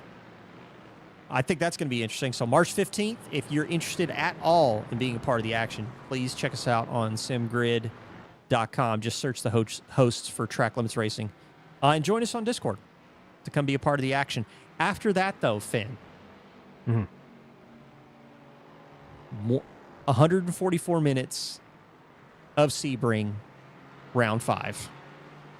I think that's going to be interesting. We've never done the big features like that. We did do the 2 hours last season as part of the format, but going to the 144 of Sebring, I think is going to be pretty interesting. That's going to be March 29th. Sebring, pretty demanding track. I think that's going to be pretty exciting. I agree. I'm always a person that loves the racing more than the track at Sebring, but I also know that that's true of every track. That racing can be great wherever you go. So I'm not the biggest fan of Sebring in a vacuum where the track is the thing we're talking about. I am excited to see how all of these people fare at Sebring for 144 minutes in about a month's time. Because that I think will be what is going to be interesting to me. You gotta Wesley Griffith going off. Mark Coyne's going to get a freebie as he's going to move up into 6th overall. And Wesley Griffith, I think, might be in trouble. He loses a place to Alex Velasco. And him and Alex are going to be pretty tight relative to one another.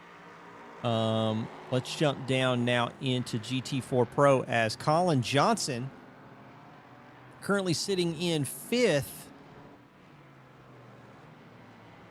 He's trying to catch Tommy Cogan and trying to hold off the 808 Mercedes of Devlin Hunter.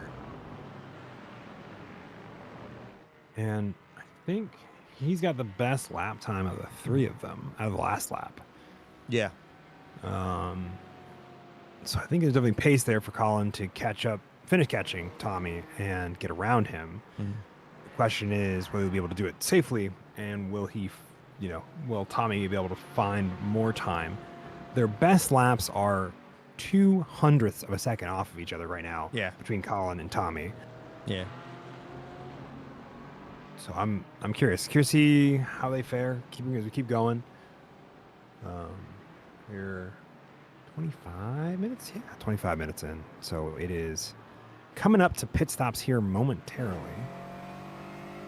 The window, I think, for pit stops is probably starting to open.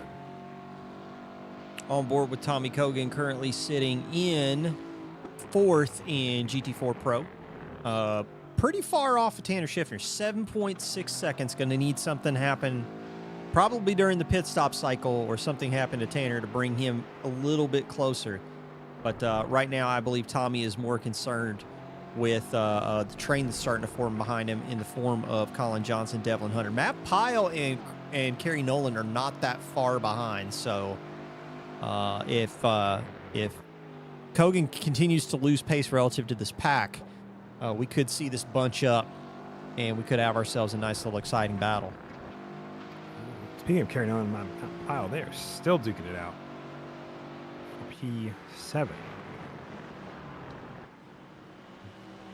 Yep, and it does look like Kyle Potter's hanging with him. Kyle Potter, we were talking about Kyle Potter in round 1. Like, Kyle Potter probably, should he be in GT4 AM? Should he? Like, he's currently running right behind Kerry Nolan and Matt Pyle, and Henry Garcia is currently running. So Kerry Nolan, or Kyle Potter's in 18th. Henry Garcia is currently running overall 27th. Now he's had some offs. He had a spin earlier, but still, I think Kyle Potter might be a GT4 Pro candidate if I'm being serious. But we'll have to see. We'll have to see. Somebody else who is putting in the work, kind of doing his own thing right now, Christopher Blue, up to 7th place, currently a second and a half back from Logan Branson. Christopher Blue, again, trying to regain as much as he can in the points and hang on to that GT4 AM lead. Mm-hmm. Trying to see if there's anything else we should be taking a peek at. Right in front of him, William Lewis, Logan Branson. Yep. They're going at it. Yeah, they're pretty close. Dylan Hendricks is not out of it either. So, like, Dylan's in front of this train right now as looks like William Lewis takes a wide line. Logan Branson tries to gain a little bit on William Lewis. William Lewis actually had really good pace in GT4 AM during free practice, and we haven't seen a shift from him. It does look like your boy, Vincent LaRue. Let's go take a look at this. Lining him up on the inside of the hairpin, Vincent LaRue. Oh, man. Just getting the move done. Late brakes. Yep. And then on the power and just blasting. And now it's down to trying to extract that pace. I wonder, you know what? I'm kind of wondering. Vincent's been sitting there saving fuel. And Jaden's probably lost the draft. You know what I think happened? He hit his number, and he's like, okay, now I can just push. Yep. I get that feeling. Yeah. Vincent is very much a person who knows his fuel game fairly well. And so when he hits that number of like, oh, I can push now. Yeah. Logan Branson. Oh, go ahead. Keep going. I'd say he'll Start unlocking that pace that he's kind of waiting for to get the fuel numbers done. Logan Branson had a little bit of an off as they were getting ready to go into Sector 3, but he's still hanging with William Lewis. And Christopher Blue not far behind in the background. The field is really starting to stretch out now, so it's probably going to be this way for a little while until we hit those pit stops.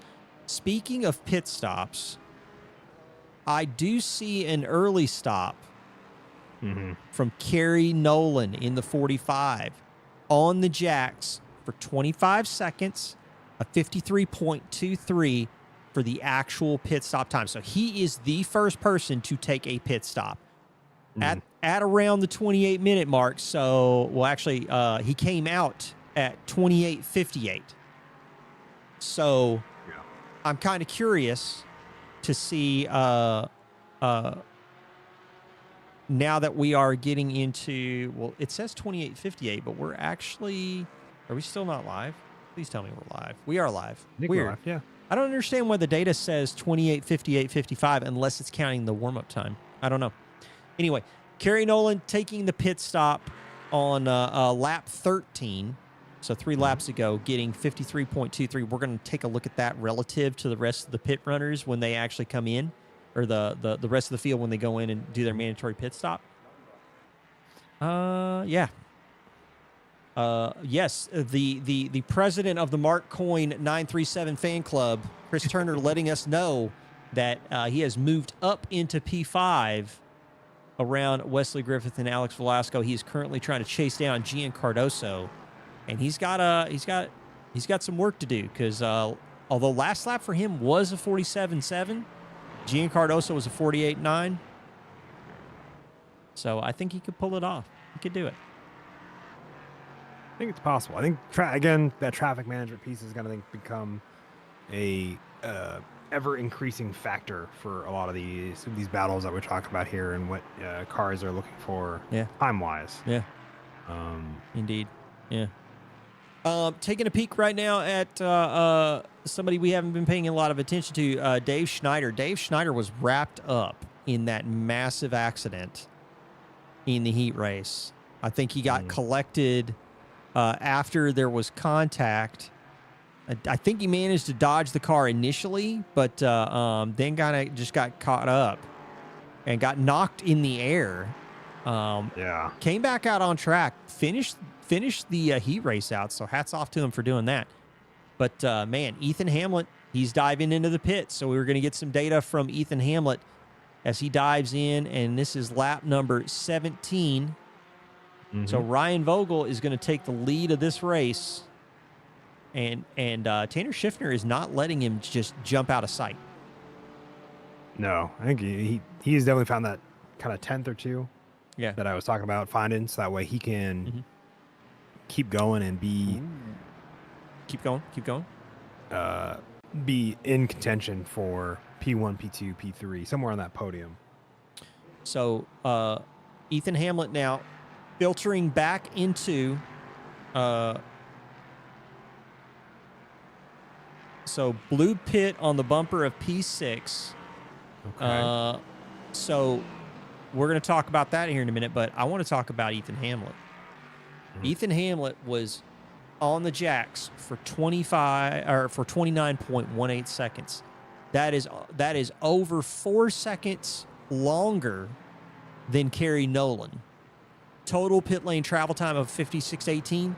That is almost 3 seconds slower than Kerry Nolan. So Ethan Hamlet kind of dropping some time in the pits. Kind of curious how this is going to work out for Ryan Vogel, because 3 seconds is pretty close.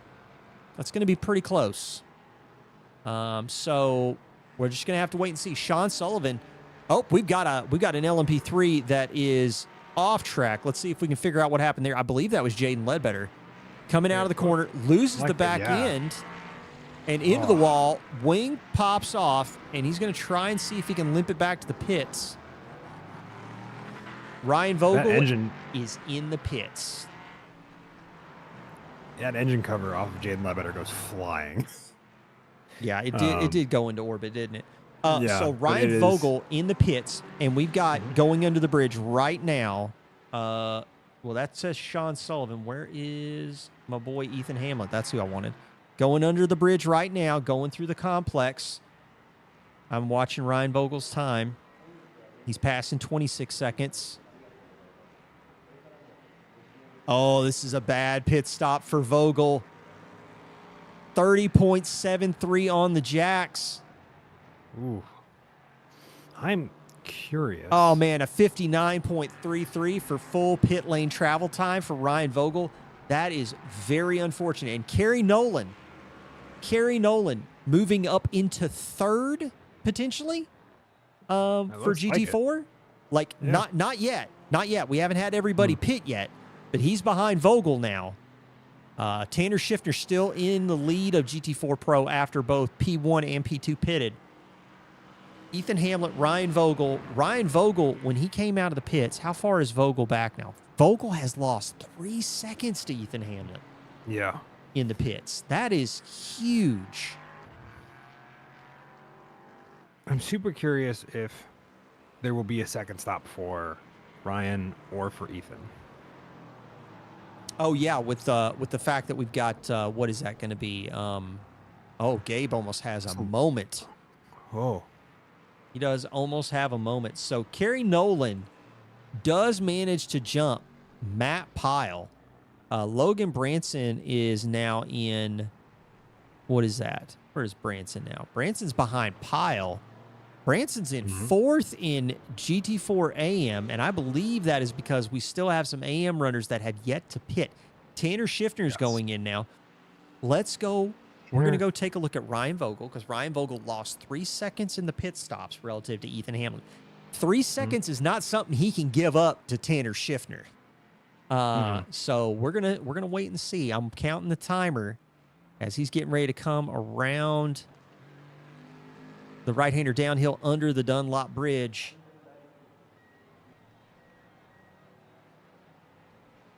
Schiffner with a 30.27 on the jack, or 30.25 on the jacks, and he's coming out.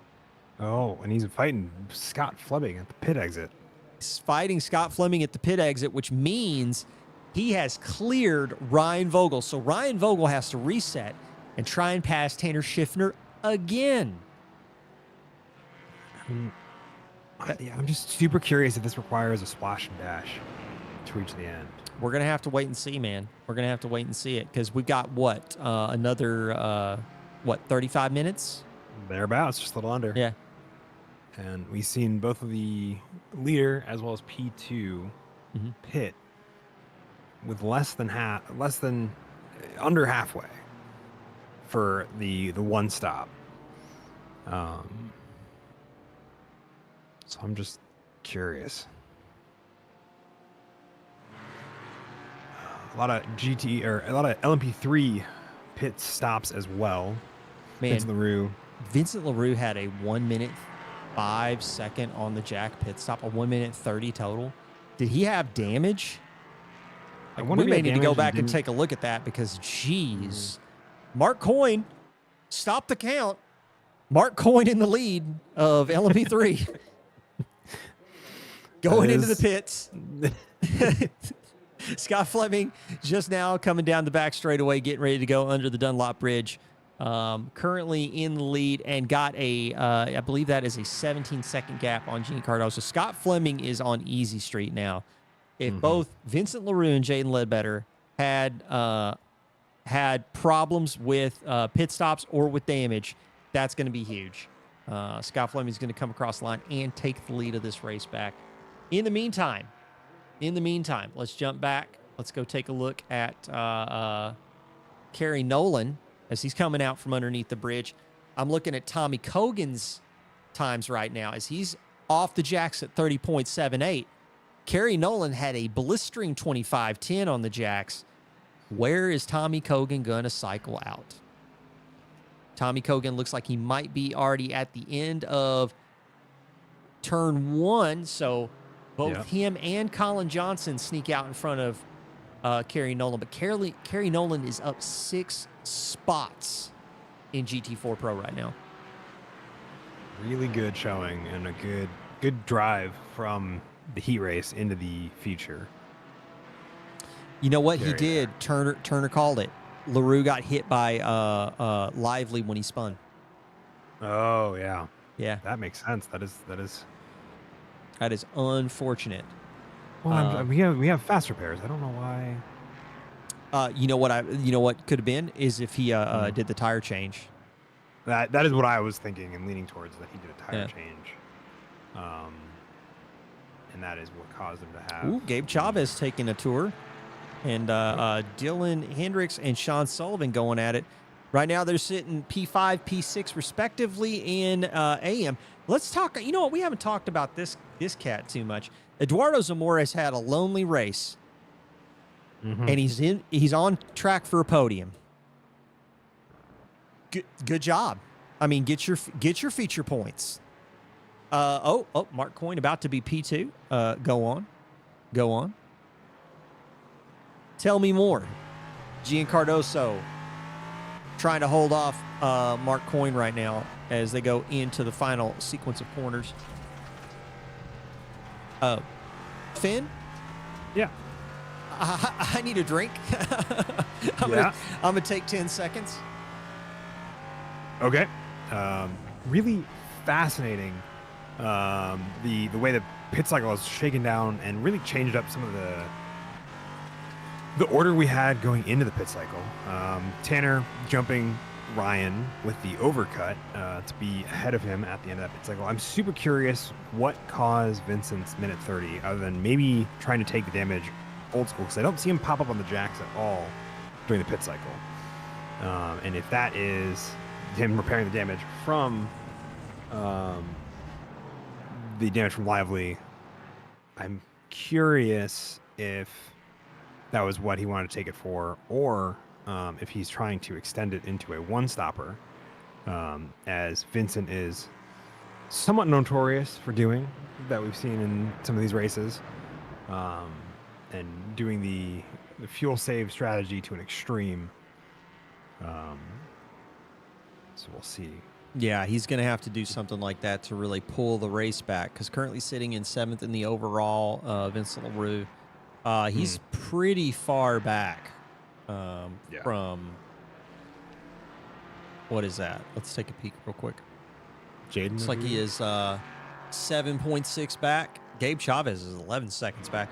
Like this is these are big numbers. But again, we still do have like 30 minutes left in this race, so there's still plenty of time to shake things up.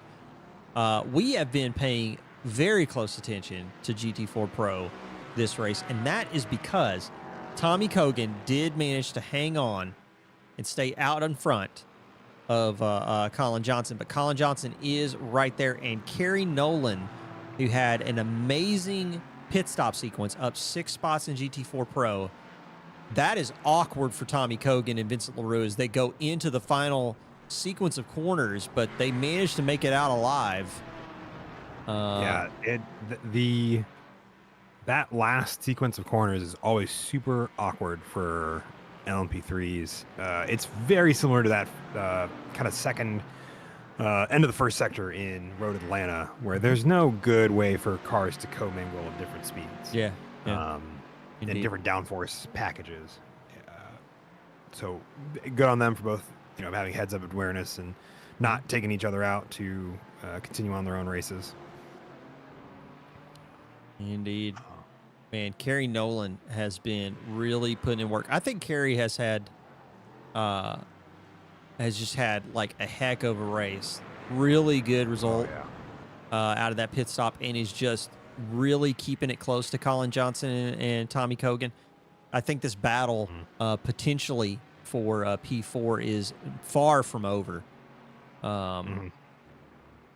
Let's talk about another thing that I'm really trying to wrap my head around, and that is Ryan Vogel is still trying to get around Tanner Schiffner after that pit stop. I'm telling you, it's wild. It is absolutely wild. Christopher Turner would like to see a blue check, and we're not talking Twitter.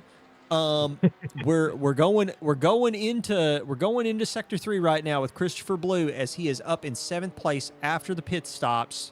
Well, he had it before the pit stops, but the order has kind of shifted a little bit because we didn't talk about this during the pit stop sequence. We got to give another shout out, another big shout out. And I think it really has mostly to do with just nose to the grindstone, because the pit stop was not really that amazing. But Logan Branson is now up into 4th in GT4 AM, and he is up 7 spots after the first pit stop sequence. So Logan Branson, Wookie OH on Twitch TV, really, really putting in the work. Yeah, he did jump Lewis. Christopher Blue did jump Lewis, but he was P7 before the pit stop, and he's P7 after the pit stop. I think it's just relative to the rest of the field, because Christopher Blue actually had a 1 minute 6 second pit stop, but a good chunk of the field had a 1 minute 6 second pit stop. And Eduardo Zamora is in the pits. I'm not sure what happened there. Maybe Eduardo Zamora knows he's going to have to take the splash, so he's doing it early rather than late. He's not in his pit stop long. Yeah, he's not in the pit stop long. 7.2 seconds. I think that's a splash to get settled for the end of the race. So Eduardo Zamora going for the giga undercut. We're going to see how that works out for him. He's going to come out behind William Lewis, and that's going to put him 27th in the overall, 8th in GT4 AM. All right, let's. I'm going to switch it over for you, sir, because Tommy Kogan goes off track. Can we see what happened here? Wait a minute. I see Tommy Kogan go off track. I see Gabe Chavez crashing. I don't know what to watch first. Let's find out. So here's Gabe Chavez. He's going slow. He's going slow. What happened here? Oh, so Tommy Kogan kind of gets caught out. Is Gabe is his car broke, or is his fuel busted? I think he's out of fuel. No, his tires aren't spinning. See that? He's having some weird issues. He's having some weird issues. Anyway, so Gabe's going to try and get it, I guess, back to the pits. Although, no, he's got to be out of fuel. Got to be. Yeah. But I was like, it looks like he's trying to do that, and then it just locks up on him as he's trying to brake so because those things will Tom, do that. Tommy Kogan has like the worst luck in the world, catches an LMP3 in the wrong corner, and both Kerry Nolan and Colin Johnson move around. Kerry Nolan now up into 4th place. Mm-hmm. Gabe Chavez jump into the pits. That is unfortunate. F's in chat for Gabe Chavez. You hate to see it. And yeah, Doesn't this look like hardware failure. Yeah, this GT4 Pro battle changes shape, but it's still going on. Still going on. We're gonna jump to LMP3s because LMP3s haven't had a whole lot going on. But Alex Velasco currently sitting in 5th overall. Gonna try to stay out in front of Jaden Ledbetter, who's coming in after a pit stop, probably a fast repair, and then trying to catch back up to the field now. Absolutely. It definitely looks like a fast repair because he has all of his car back together. And last time I heard, the engine cover had been in the stratosphere. Yeah, the engine cover is on vacation. Decided, I need some time off too. And by time off, I mean literally like off the car.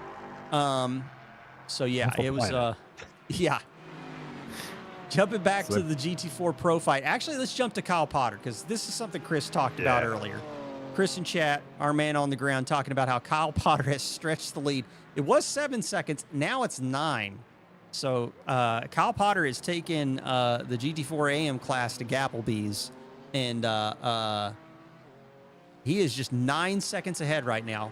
Gabe Chavez and Kerry Nolan in the pit. Kerry Nolan going in the pits for the splash?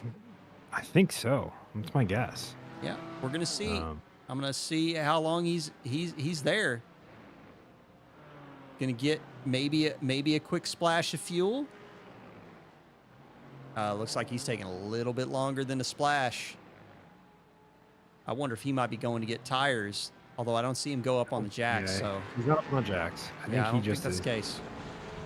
He needs more fuel because he also had one of the shortest pit stops, even in GT4s. Yeah, that's true. So this could even things out for Kerry Nolan and take him further down the order if it works out that way in the wash after the pit stops. But we still have a number of people that have to pit probably to get to the end of this race.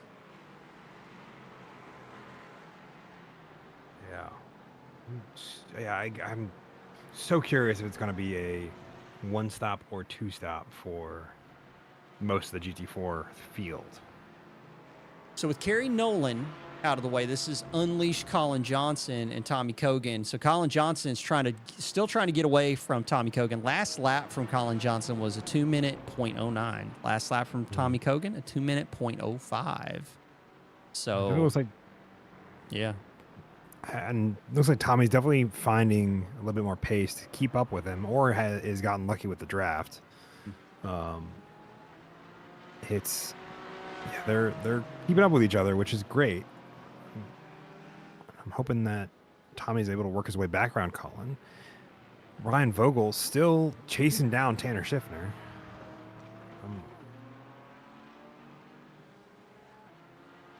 Just looking right now at some of the data.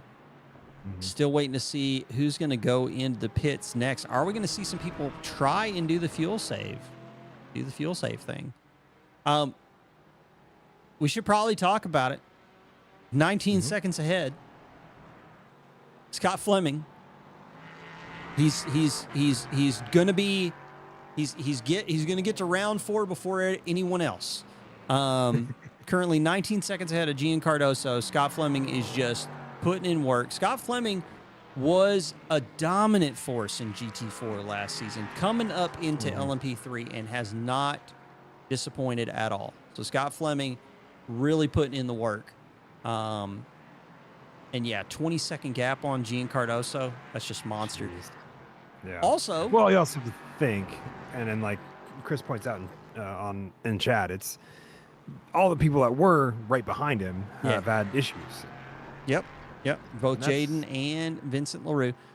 Somebody else who still does race, I mean, it's not a myth. Ethan Hamlin Mm-hmm. still does turn laps and still finishes, you know, more than 5 seconds ahead of the field, even at Twin Ring Motegi. You know, the quali pace wasn't, what's the term? Eye-popping, because he was still only like two tenths. Chris, we'll get to him in a minute. But anyway, Ethan was only 2 tenths faster in quali, but when it comes to consistency, when you know what it comes to for Ethan Hamlin, traffic management. Yeah. Just absolutely just dust in the field right now. He's currently 6 seconds ahead of Tanner Schiffner, who's still ahead of Ryan Vogel, by the way. Ryan Vogel is going to be wondering where that 3 seconds in the pit stop went, because it is such a huge deal. And yeah, it is definitely defined his race. He has been staring at the butt of an M4 for like 60% of this race. Yeah, it's wild stuff. It's absolutely wild stuff. Mark Coyne rolling in third in LMP3, currently 1.1 back from Gian Cardoso, keeping Gian honest. He's been behind Gian the whole time, keeping him honest. He's just keeping him honest. It's a real fight out there. Tommy Kogan, Colin Johnson. This is the battle. This is the battle to watch right now. This right here, and the other thing to remember too. This is the battle to watch, because back in the field, 23rd in the overall, but 9th in GT4 Pro with the undercut pit stop. Kerry Nolan is currently catching Christopher Blue and is going to try and find his way around him. Don't know if Christopher's going to hold him up or not. But Christopher Blue at right now? Christopher Blue currently sitting in 6th now. So with Eduardo Zamora getting involved in that accident, Eduardo Zamora dropping that spot, it does give Christopher Blue another points bank position. And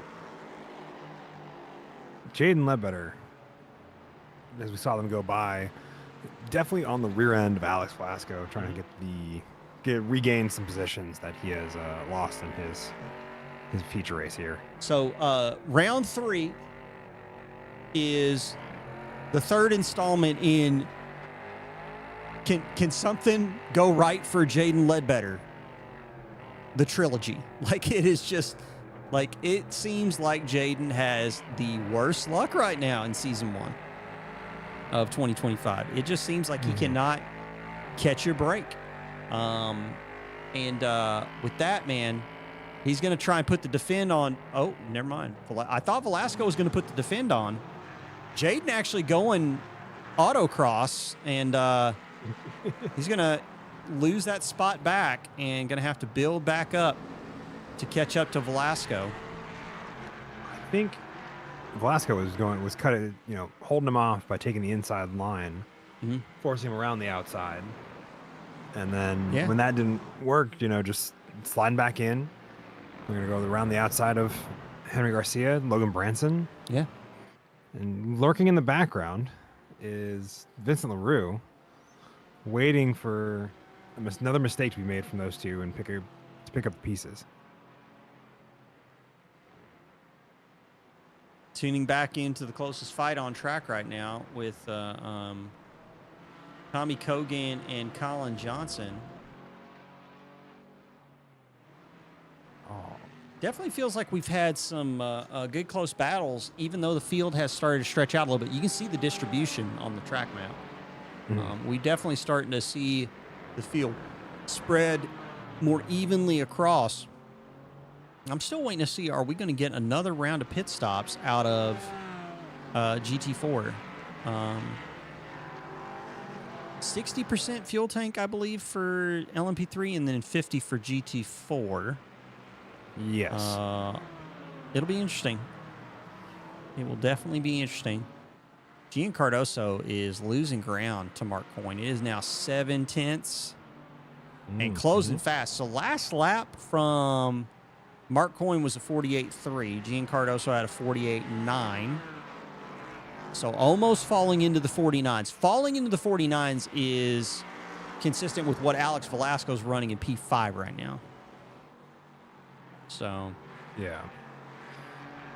as we see both Gian and Mark Coyne moving around this battle in GT4. It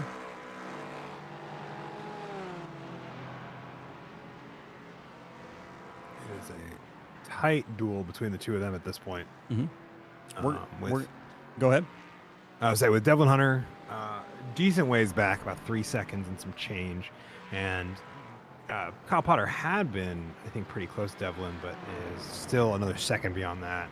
Mm-hmm.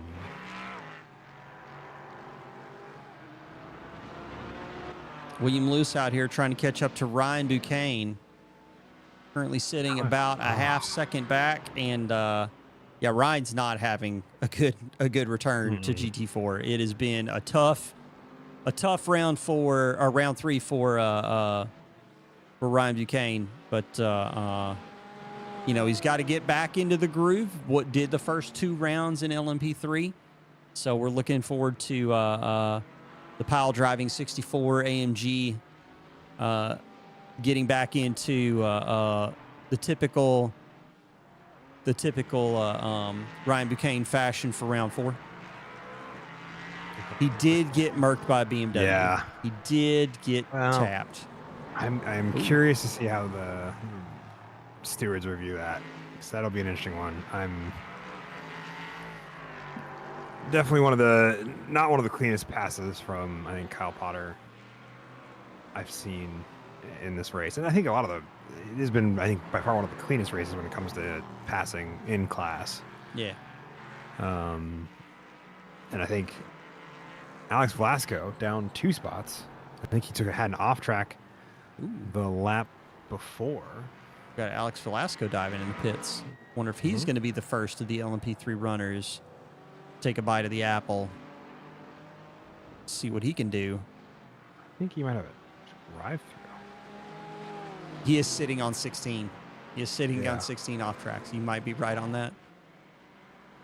Enough to lose P1. It would really depend on how big of a penalty they give to Kyle. And then he is, how many seconds? 12. 12, yeah. So unless they slap him with a pretty hefty penalty for that. Unless they throw a library at him, I don't know if it's going to. Yeah. I don't know if it's going to be 10 seconds of penalty. Yeah.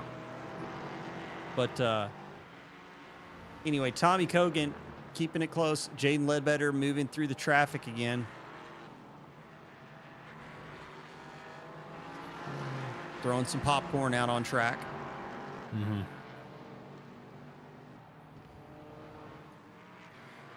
William Lewis is in the pits. Looks like he had a 12-second stop for his splash and dash. And he's going to head back out on track. We're going to definitely start seeing the rest of those from what it looks like.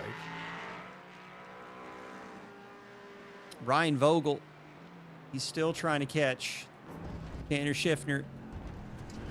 Oh. Ryan Vogel, man. Dude, Ryan was so fast in the first half of this race, and then managed to get around Tanner Schiffner, and then that pit stop, man. That pit stop. I hate to harp on it. He's probably going to listen back to the VOD and want to spoon his eyes out, but it's just the thing is that it is the one area, in my opinion, in racing where it is almost always down to driver precision. Yeah. Because very rarely is it like a race into the pits or something like that, and like cars get bunched up or something like that, causes problems or whatever.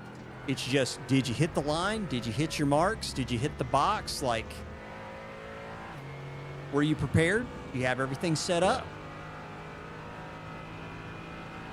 I'm also curious if he's not fuel saving at this point, because he's behind Tanner Schiffner. Could be. We're taking a look at Logan Branson, who is now coming out of his pit box, who's had a really good GT4 AM experience. He's going to maybe sneak out in front of Eduardo Zamora. No, he's going to probably come out in front of William Lewis. David. No, William Lewis. Okay, interesting. Yeah, I believe it's William Lewis, David Schneider, and John Newman. That pack of GT4 AM drivers. I'm still waiting to see do Colin or Tommy have the fuel to get to the end. I don't think they do. I think there'll have to be a splash. Ethan Hamlet's in for the splash. Mm-hmm. He's taking the splash. Okay, interesting. And he's not that far ahead. So Tanner will inherit the lead of this race as he moves into first place. Ryan Vogel into second. Ethan Hamlet on the not on the jacks, but in the box for a grand total of, let's see, 12.8 seconds. Yep. Yeah, Tommy has been in the draft for a while. Tommy may actually be doing the fuel save strategy on Colin to find his way around. Ethan Hamlet is going to cycle out, and he is going to be in this battle, actually. He's duking it out now with Tommy Kogan. That is not what you want to do when you're the lead of this race, and you may have just... oh, and here comes Alex Velasco. Oh, my God. Alex Velasco. Oh, man. Like, Ethan is just not wanting this right now. I wouldn't either if I were, coming out from the lead of the race. Yep. Sean Sullivan, Dylan Hendricks, Christopher Blue in the pits. If Christopher Blue can squeak out a good pit stop, I could see him getting another spot potentially out of this. And Ethan is just absolutely jammed up right now behind Tommy Kogan. He's got nothing but Aston in front of him. Look at that Aston. Yeah, Ethan's got to figure his way.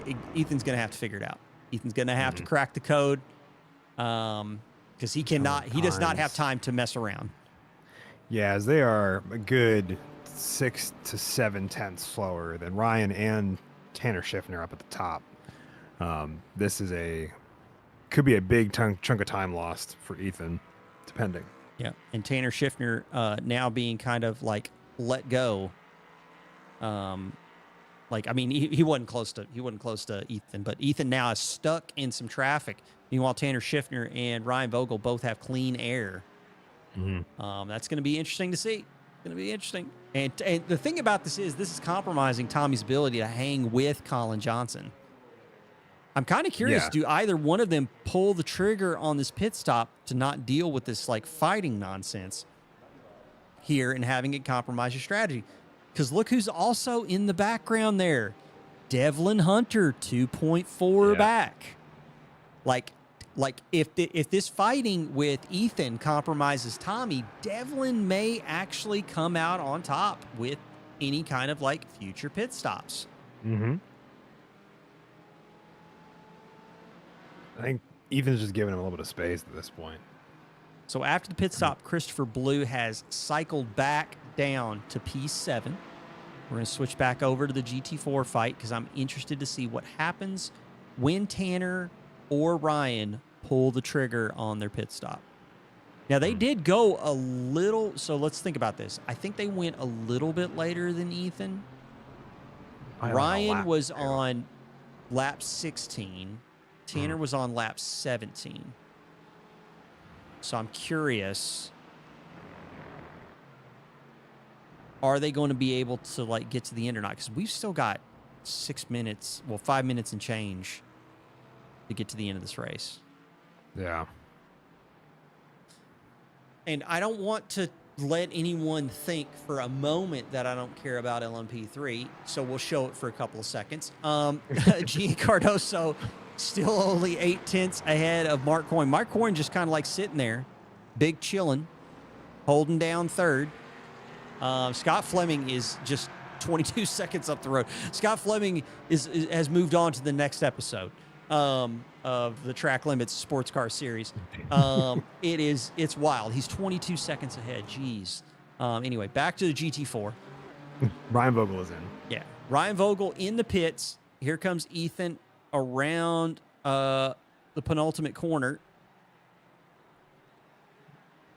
Ryan Vogel cannot afford to leave time on the table this time. Can't do it. 8.52 seconds on the box. Oh, I think that's paying off well for him. That is paying off well. I don't think it's going to get him around Ethan. But what it could do is it could set him up to get around Tanner after a pit cycle.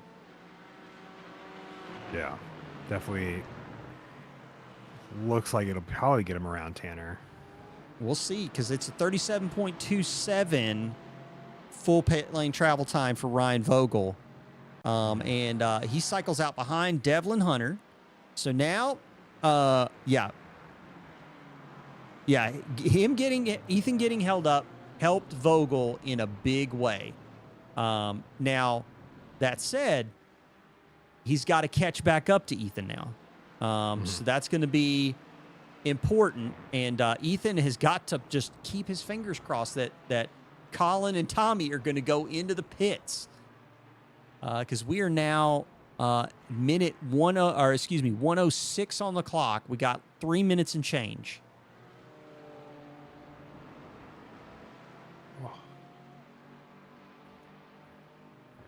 Yeah, this is crazy. Look at this. Mark Coyne. He's getting there. We got Mark Coyne. We got Vincent LaRue and Wesley. Vincent LaRue is like reaching out and touching Wesley. He's like, bruh.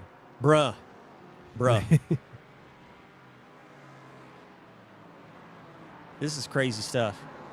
Yeah. I'm waiting to see. Do you think Tanner's going to try and run this to the end? I would have to imagine if he doesn't, he's got to make that choice soon.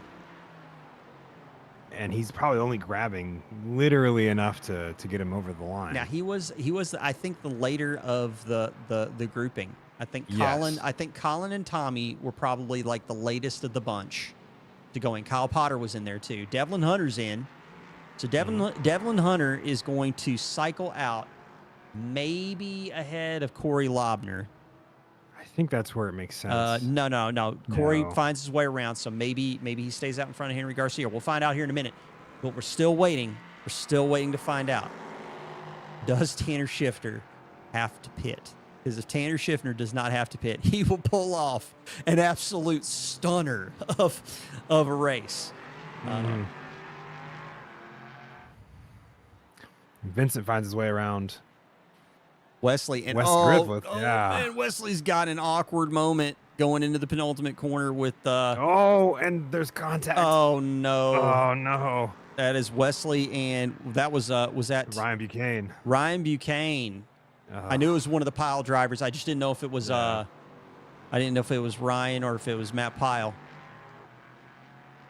It looks like there's contact. I think Ryan does not give him enough space. His return gets even worse. Oh no. I don't know if I want to go see this. It looks okay. Okay. I think it's okay because it just looks like he jumps pit lane. Okay, so there's the moment. Oh, he just loses it. Just a little bit, and then touches, and then the front end is like off, and then I think he's in the pit lane. I think he might have to go. Well, that's the other pit lane. The pit lane for us is a little bit further back in the last couple corners. It's another pit lane entrance. It's not the one we use. There are tire barriers there. Ethan Hamlet. We're on board with Ethan Hamlet. Tanner Shifter is going to cycle out behind Ethan Hamlet. And I don't have it live because I've completely goofed. Sorry, folks. So we're gonna go back to it. And Ethan Hamlet just sneaks out ahead of Tanner Shifter, but Ryan Vogel is now even farther behind Tanner Shifter because Tanner Shifter had a 6.87 second pit stop, 34.33 on the lane. That is a big result for Tanner. And Ryan Vogel, just the pit stop strategy. Is this white flag? That is a great question. It is 9 minutes. Yeah, it's going to be time when It's going to be time when Fleming comes across the line. He's going into Yeah. Sector 3 right now. He's got 25 seconds on the lead. He can just cruise. Absolutely cruise. We got LaRue in the box. We've got Jaden in 5th place. LaRue's going to come out in front. He's going to finish maybe in 4th if he hangs on to this. And Yeah, Scott Fleming coming around the hairpin right now going into the final sector. Do they have enough fuel? That is a great question. They are coming around right now, and Ethan Hamlet is still stuck behind Tommy Kogan. But by the way, both of these GT4s, okay, Colin and Tommy were the latest part of the latest group to pit. It's Colin, Tommy, then it is Kyle Potter, Corey Lobner. The person who could potentially get to the end with the biggest fuel save is Henry Garcia, who pitted on lap 17. No, that's Race is that's over. Checkered. That's checkered. That is checkered. That is checkered. So Scott Fleming is going to take it. Where is Tommy Kogan? Colin Johnson and Tommy Kogan come across the line. P1, P2. Ethan Hamlet comes across P3. The massive fuel save from Colin Johnson, Tommy Kogan. What an absolute sleeper. Wow. Absolutely mind-blowing. Tanner Schiffner in 4th place. Ryan Vogel in 5th. Ryan Vogel, man, that man's gonna have some questions. That man's gonna have some serious questions. Let's go to AM. Kyle Potter is gonna come across. Top spot, Corey Lobner in 2nd. Eduardo Zamora with the early pit stop. He had the earliest second pit. He's going to come across the line in 3rd. He's 2 seconds ahead. Christopher Blue does manage to get up to 6th. So good points in the feature race, but probably not going to be what Christopher wants, but probably going to be the best that he could pull it off. Protests are going to be called to file fuel tank sizes. We got to talk about LMP3. We didn't watch them pretty much the entire race because, to be honest, GT4 was just so absolutely mind-blowing. There's no way to describe it.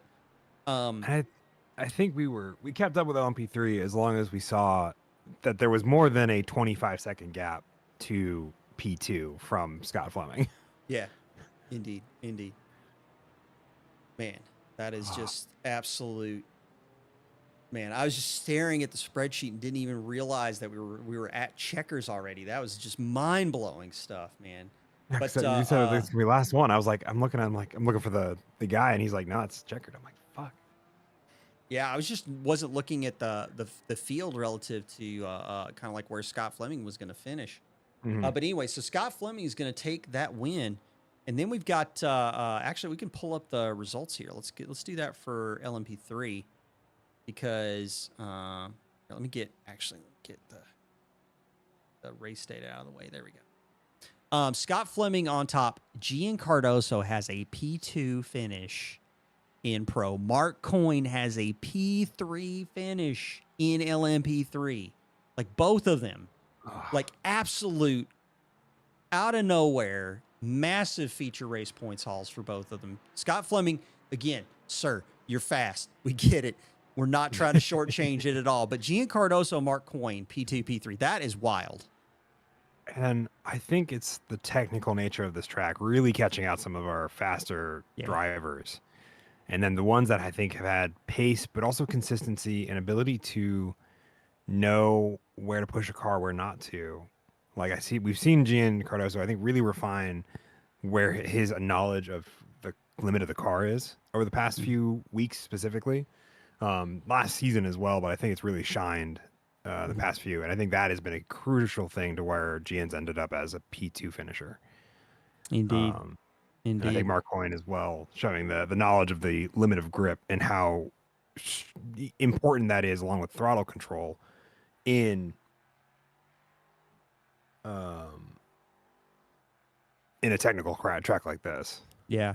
Jaden Ledbetter in chat. Jaden, I don't know what you have to do, sir. I don't know if you need to Like TC whatever yeah. like if you got your lucky like race socks or whatever, burn them. Yeah, they are just, no longer lucky. going into round 4, man. We got our fingers crossed for you as tightly as we can do it to see if you can get a lucky result, or get some luck your way. But man, it's wild, sir. Looking forward to seeing you at round 4. Hoping for better luck. Let's jump on over to the GT4 Pro, because this was absolutely out of nowhere. Colin Johnson, Tommy Cogan. So Colin Johnson with a race win in round 3 in this format. Ethan Hamlet has been defeated. Like, I don't know if it was, I don't know how this happened. And all that, it happened with a fuel save. Like, Ethan Hamlet kind of made a name for himself, Long Beach, the very first season of Sports Car Series, with the one stopper, with the mega one stopper. And anyway, Colin Johnson and Tommy Cogan both finishing P1, P2 respectively. Ethan Hamlet does manage to hang on to P3, but let's be real, folks. Ethan Hamlet gets a P3 finish in the feature race. Is that really a story? No. The man came into the race with 105 points. He's fine. He's going to be all right. Yeah. He's going to be all right. Might come out with a bruised ego, but he's going to come into the Charlotte Roval wanting to back. Sorry about that, folks. We'll wrap this one up and then carry it on to round number 4. We'll try and get the internet situation sorted out so that you guys can have a more consistent viewing experience for round 4 at Charlotte Roval. Back to GT4 Pro. Tanner Schiffner doing the hold off on Ryan Vogel, who was rapid. Devlin Hunter coming in P6. He's going to get some good points. Ryan Buchanan down in P10. That's not the return that he was wanting for GT4, but Ryan will figure it out. I've got faith in the 6'4 AMG. He's going to figure it out. Speaking of changing classes, we're going to take a quick detour back because I did want to give a shout out to Anthony Newman. Oh, yeah. First race in LMP3. And just based on survival, finishing P7. So congrats to Anthony Newman. That is a massive result, rewarding patience and persistence. Now down to our GT4 AM folks. Kyle Potter, Jaden. Kyle Potter, 13 seconds? Come on. Kyle Potter to pro, please. Corey Lobner, second place finish. Really good in the heat race. Going to get a good points haul out of the feature, but just did not have he just did not have any pace relative to Kyle Potter, I think. Yeah. Eduardo Zamora with that second pit stop, that second early pit stop, he did manage to sneak out ahead of Logan Branson and Dylan Hendricks. Well, I would almost, and I don't mean to sidetrack a little bit, I'd almost make a case for both of them because they're both still on like this island. Yeah. You know. Oh, yeah. 49 seconds. Yeah. They're on this island still way ahead of Edward Zamordo and the rest of GT4AM. And they're not terribly far behind Ryan Vogel, who is our, P5 finisher in GT4 Pro. Yeah. And ahead of a good portion of the GT4 Pro behind them. Yeah. Yeah. It is. It's a big deal. And Kuroko Gaming saying it's because they one stop. That, I mean, strategy is, I think, a big differentiator between AM and Pro.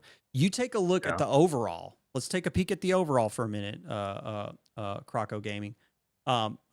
So Kyle Potter, Corey Lobner finished 14th and 15th in the overall. That means they finished relative to GT4 sixth and seventh. Like GT4 Pro is enormous, and the two P1, P2, and AM finished 6th and 7th relative to all of GT4. That is going to be, when we take a look at the GT4 AM points total, they are going to have points that are far outstripping the rest of GT4 AM. It's going to be huge. Because the thing to remember, folks, about how the point system works in GT4 Pro and AM, they are scored together for the feature race. But their standings are separate. So it's gonna be big. Um, oh, did Ethan sit back in P1, P2, expecting them to have a pit? Could he have attacked more and gotten by? That's a good question, Turner. I'm really curious about that. I think that is Go ahead, something sir.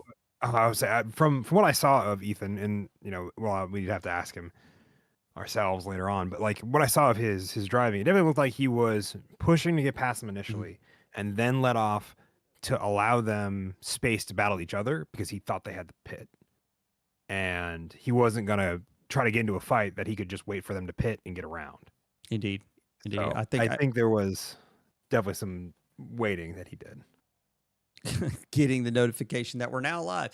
Hey, Christopher Blue did manage to get back up into P6. I think that's going to be good points for him. Mhm. I'm really interested to see what the points totals look like when we get into the next round. In fact, I wanted to do this real quick. I do not have the heat race stuff.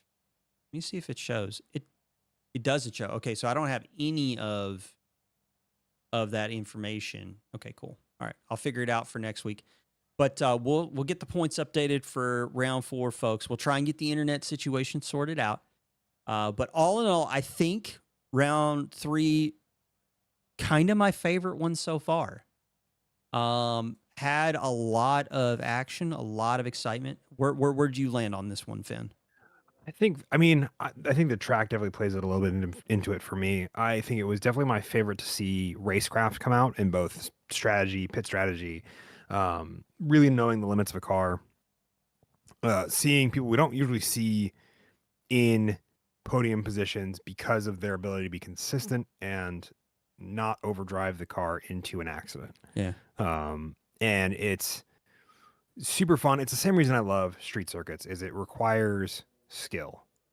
Yeah. And being able to push it to the limit without going over it. And it's a little more safer on these ones. But it's still Punishing. there's more runoff, but it's still punishing because it all took, like we saw, was one bad spin from Jaden Ledbetter, and then he had to go put his car back together. Yes, and we are going to keep tabs on the engine cover. You can follow it on socials. Just look at number 3 engine cover on Instagram. But anyway, maybe it'll show up for round 4 at the Charlotte Roval, and Jaden can have a decent race. Speaking of difficulty, technical stuff, Charlotte Roval for round number 4. That is going to be interesting because we had 32 cars for round 3. Mm-hmm. But incidents recap. Well, I mean, the incidents were nuts. Gabe, they were definitely nuts. Yeah. We definitely had some moments. Although I will say that I thought, even with the technical nature of the track and with traffic being what it is, I do think it was a relatively clean race. Like, we didn't have anything happen in the heat race for almost 2 full laps. We didn't have anything happen in the feature race. Well, no, we had a couple incidents on lap 1, but nothing massive. The end of lap 2 crash in the heat race was pretty monumental in GT4. Yeah. You need to go back and watch that one, Gabe. It was pretty nuts. There was like 1s and 2s. There were small groups, and I think it's just because of how the nature of the track. It's not. Yeah. It never looked like bad racecraft. I think it was just a misunderstanding in the moment of what the limit of grip was for a lot of these. Yeah. From early stuff to towards the end. One that comes to mind is Ryan Buchanan and Wesley Griffith. I don't know if Ryan tracks out too far to be something for the stewards to go back and look at a little more seriously. Yeah. But that entire exchange just entirely looks like Ryan misjudges how quickly he can get on throttle and it tracks out too far. Yeah. Or, there's that wiggle from Wesley as well where it doesn't quite settle. And that also could lead into how he connected with Ryan and how that incident happened. So like it looked like far better racecraft across the board, and what did catch people out was far more mundane things. Yeah, indeed. Did I call it? You might have. Oh You might wow, have. It looks like it. Yeah. we got a Yeah. sub, Dr. Sauce, Oh sub in with wow. Prime. Thank Sir, you are the third sub on this channel. Do you know that? You're Heck yeah. you are in fact the first non-track limits racing person to sub to this channel. We're giving you the title first. I don't care what Jaden or Gabe says. And then Jaden turned around and just gifting a hype train. Wow. Well, Podium subber. Uh, Hey. You know, we take them. We take them where we can get them. Anyway, let's get you guys set up. I wanted to try and see if we could get a raid set up for this one. We do have some folks doing some iRacing right now. I'm just going to take a look and see if there's anybody that we really know out there. I don't see a lot of see if people. I know anybody Um, on iRacing. I mean, so Hammers Drive 402, somebody I know. He's somebody that's doing some NASCAR right now. It's been a long time. I used to race some project cars with him. Probably won't even remember who I am. But anyway, he's doing some NASCAR stuff right now. We're gonna go ahead and send it over to Hammers. Definitely gonna need to check it out to see if you guys pass the age limit test that Twitch is gonna throw at you. But let's go ahead and get this raid set up. Let me see if I can do this. Can I do this? Do I know how? You should be able to. Can I do this? Is Philip a potato? This is a serious like a question. potato. All right. Intended for mature audiences only. It's still a pretty cool dude doing some NASCAR racing. Hammers Drive 402. Go check him out. I did want to say round 4. We got a couple weeks. We're going to be back on the 15th. And then we're also going to go in a month's time. 144 minutes of Sebring. We definitely want to see you all there. But until next time, this is a close for round 3. Motegi really delivered. We're Track Limits Racing. This is the Sports Car Series. I'm Whelp Cakes. Finn, it was a blast, sir. Thank you for doing this again. And we're going to see you all in round number 4. Take it easy.